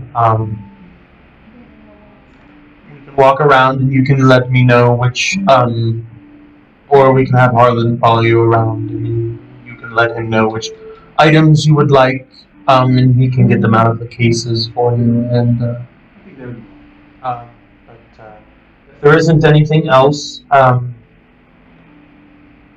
call this meeting to an end and wish you all good luck in your future endeavors, daughter. Regardless, as I said, of what the past holds, know that your mother and I do love you. Even though it may not seem that way, we do what we did because we love you. We want the best for you. We didn't want you to leave, but we looked for you too. We had people looking for you. But at the same time, we knew that you ran for a reason. And thought it might be a good growing for you.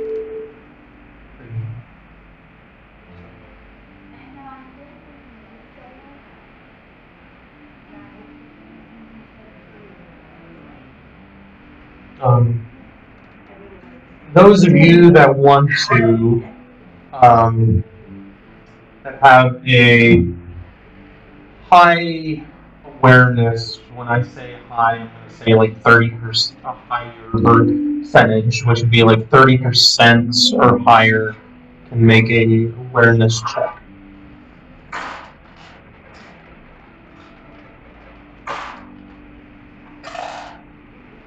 I don't know what his awareness is, so I'm just saying 30% or higher.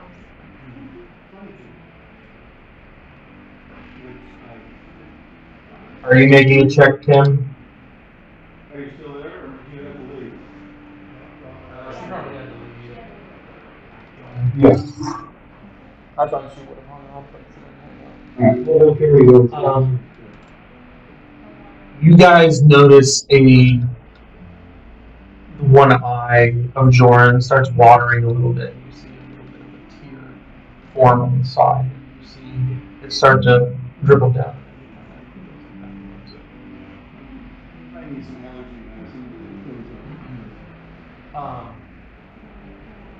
And after that, he stands up, and as he stands up, Harlan enters the room again and has a cloak in his hand and gives it to Joran, and then Joran takes it and carries it over to Kharah and says, "Since you're not going to be staying home, this is a present, as a parting gift from your mother and I."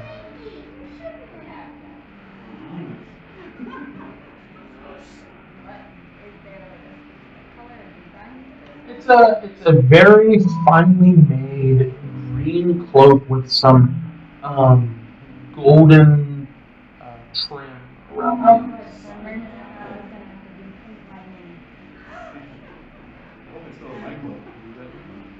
It looks very similar to Toravine's cloak, except just way more. Yeah, very way more. I see. Or below your knees, so More utilitarian? Yes, more utilitarian or more like this is for someone who This looks like. I mean, you could wear it ceremonially. It definitely could be worn ceremonially because of how nice it looks. But it's not made for that. just making sure. So then he hands that to you, says that, and then turns around and exits the room with your mother. And then Harlan says, "If you would follow me, we can go and." I just want some items. Table ones here. I know you have some good refreshments. Yeah, and there's the chest as well. Yeah, the chest And and the items. So the bygones can probably carry Sure, the yeah. chest. Yeah, it's Or you can pour the contents of the chest in a bag of holding or whatever you want to do. So. right. Can we get a numerical value? Yes, the chest has 5,000 gold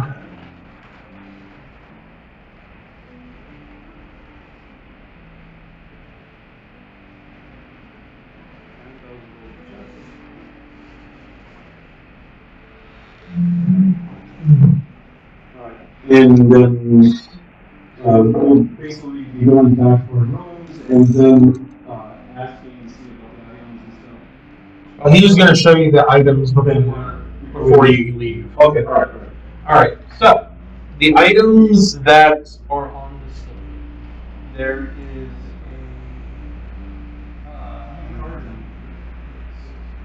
there's a radiant shield that's powered. There is a helm that is empowered, but it is not like a helmet. It is more like a circlet. Okay. There is a gauntlet that you saw, along with an actual steel helmet. And there is the great sword that she saw, along with that cloak that has all of the eye patterns on it.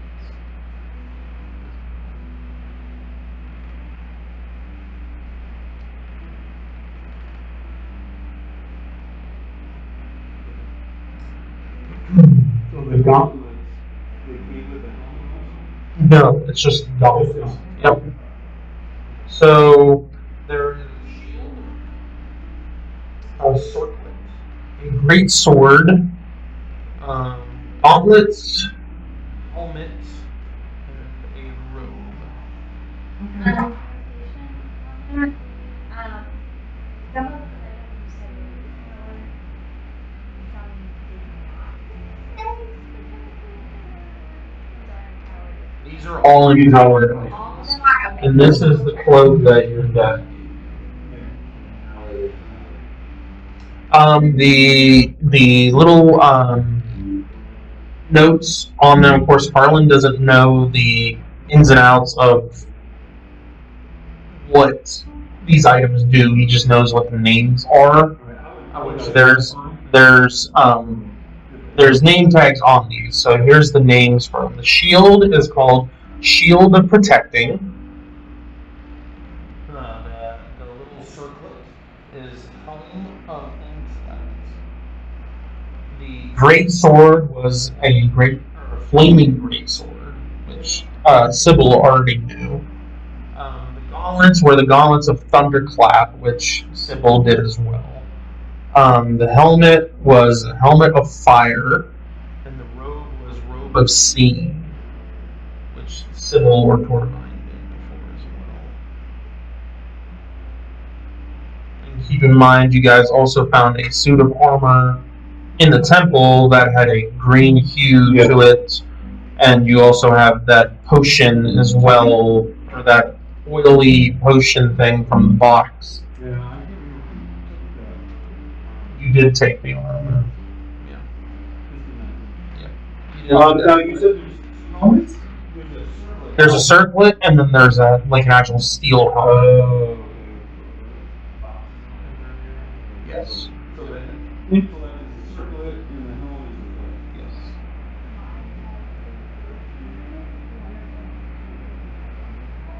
It's the clear one with the sparkly. Yeah. Gelatinous just means that it's more of a thicker. Yeah. It's like pearl shampoo. Okay, then I will identify the shield of protection. Okay, shield of protection. When bonded to the shield, it gives the wearer a +2 to their DR on top of whatever the shield is, so for a medium shield. It also has 4 charges per long rest. When you are within 5 feet of a creature on your turn, you can expend a charge and switch places with that creature, provided you and the creature are willing and aren't incapacitated. This movement does not provoke opportunity attacks. Yes. However, there's no DR bonus or anything. And then the other is I did not put a label on that one, but until the start or no, this is part of it. Yeah, it's just switch places. So then the Switch. switch does not do opportunity attacks. Then you roll a d8. Until the start of your next turn, you or the other creature, your choice, gains a bonus to their DR equal to the number rolled. So it is like basically like bait switch. Sorry, I did not understand my writing or the way I wrote that. So that is the shield of protecting. Basically allows you to switch places with somebody, put them behind you, and Okay. protect Alright, them. how about the When bonded to this helm, the wearer's intellect becomes 16. It has no effect if your intellect is 16 or higher without it. It just makes your intelligence 16 automatically. So if you're like, 12 or something like that, you can wear it and have a higher intellect. Okay. That one, when bonded to these gauntlets, the wearer's strength becomes 18.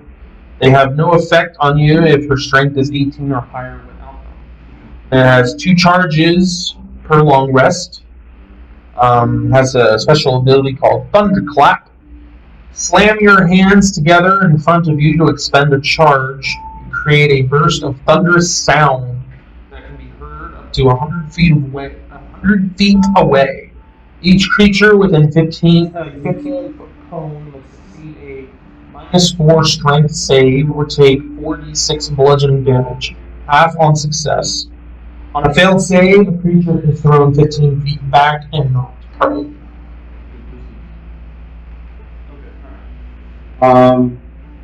Basically allows you to do the Hulk thunderclap. Okay,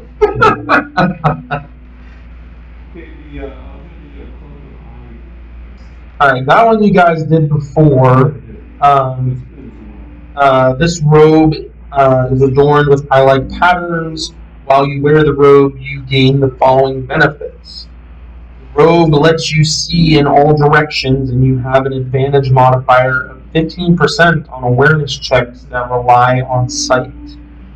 You have dark vision out to the range of 120 feet, and you can see invisible creatures and objects out to the range of 120 feet. The eyes on the robe cannot be closed or averted, although you can close or avert your own eyes. You are never considered to be doing so while wearing this robe. So this allows you to see, even if you are asleep or whatever. Well, I guess it wouldn't be asleep, but basically allows you to see in all directions. You get advantage on awareness checks, and then there's the bonus for dark vision and seeing invisible stuff. It is a very hefty empowerment that it has. The only downside to this is for like blinding effects. If you close your eyes, technically you still can get blinded because you can still see it. That's the downside to it.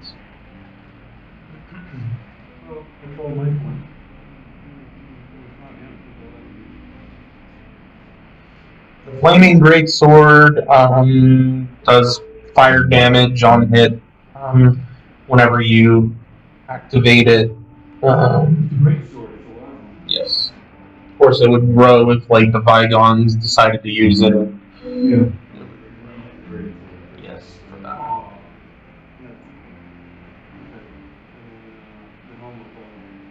Yeah, that just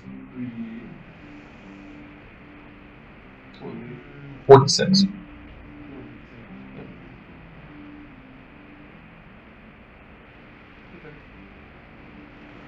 Alright. We can put this later.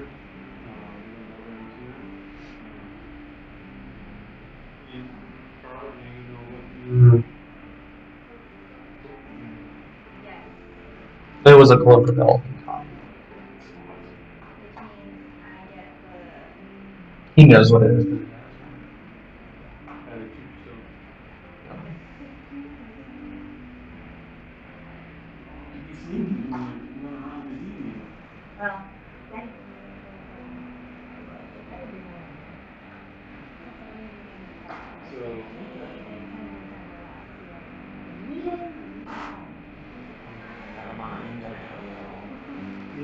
If you want to know There are other weapons as well besides the greatsword that are empowered. There are, yes. I mean, there's other swords, there's axes, hammers. If you guys would like, yes, there's other. They are. I just pulled out some that you guys found or were interested in it before. So if there's something different, like if you're looking for a different type of weapon versus a greatsword or something. But this is the specialty items. This is the only list of specialty items, not weapons. They look like clothes. Yes, like but outside of weapons, yes. I mean, if you want to exclude the greatsword. The other weapons do too, but they're a variety of like cold damage or fire. So I'm just saying that I know different people prefer different weapons. So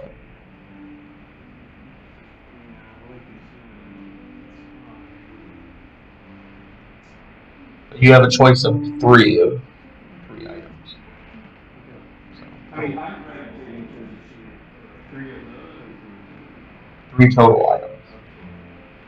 So basically, for the boss battles and things like that you guys had, you got amulets and things like that from Gileas. You got the armor, which you still haven't identified yet from the temple, and then you get three items here as well from. Let's identify the people. It's a Gilly What's that? It resembles chainmail. And it has a green, like a very dark, like a funny dark green tint to it. Like whenever the light hits it, it has like a dark green tint. So I would think it would help you. None of you guys have seen anything like this. It is very peculiar armor, and then the fact that when you guys pulled up and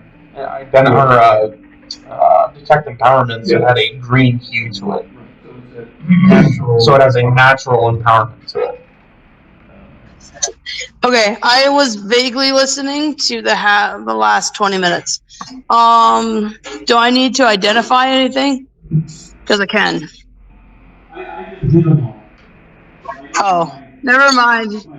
I'm sorry, I wasn't completely you didn't do that armor. You didn't do the okay, yeah, I can do the armor real quick. Okay, so the green armor that you guys found in the temple is silk mail coat. It's a silk mail coat. No, that takes two. All right, so okay. the description of this is spider silk harvested in the depths of the subterra.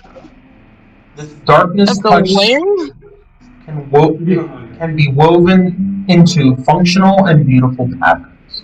You guys, as you look at the armor, there's different parts where there's like leather or whatever, and there's a design of webbing in it, like a silvery, silky webbing look to it. While bonded to it, you gain a +2 to your DR, and you add your charisma modifier to strength and dex check. Additionally, you can use spider climb twice per long rest. While in darkness and wearing this coat, you gain another +1 to your DR, and your speed is raised by 10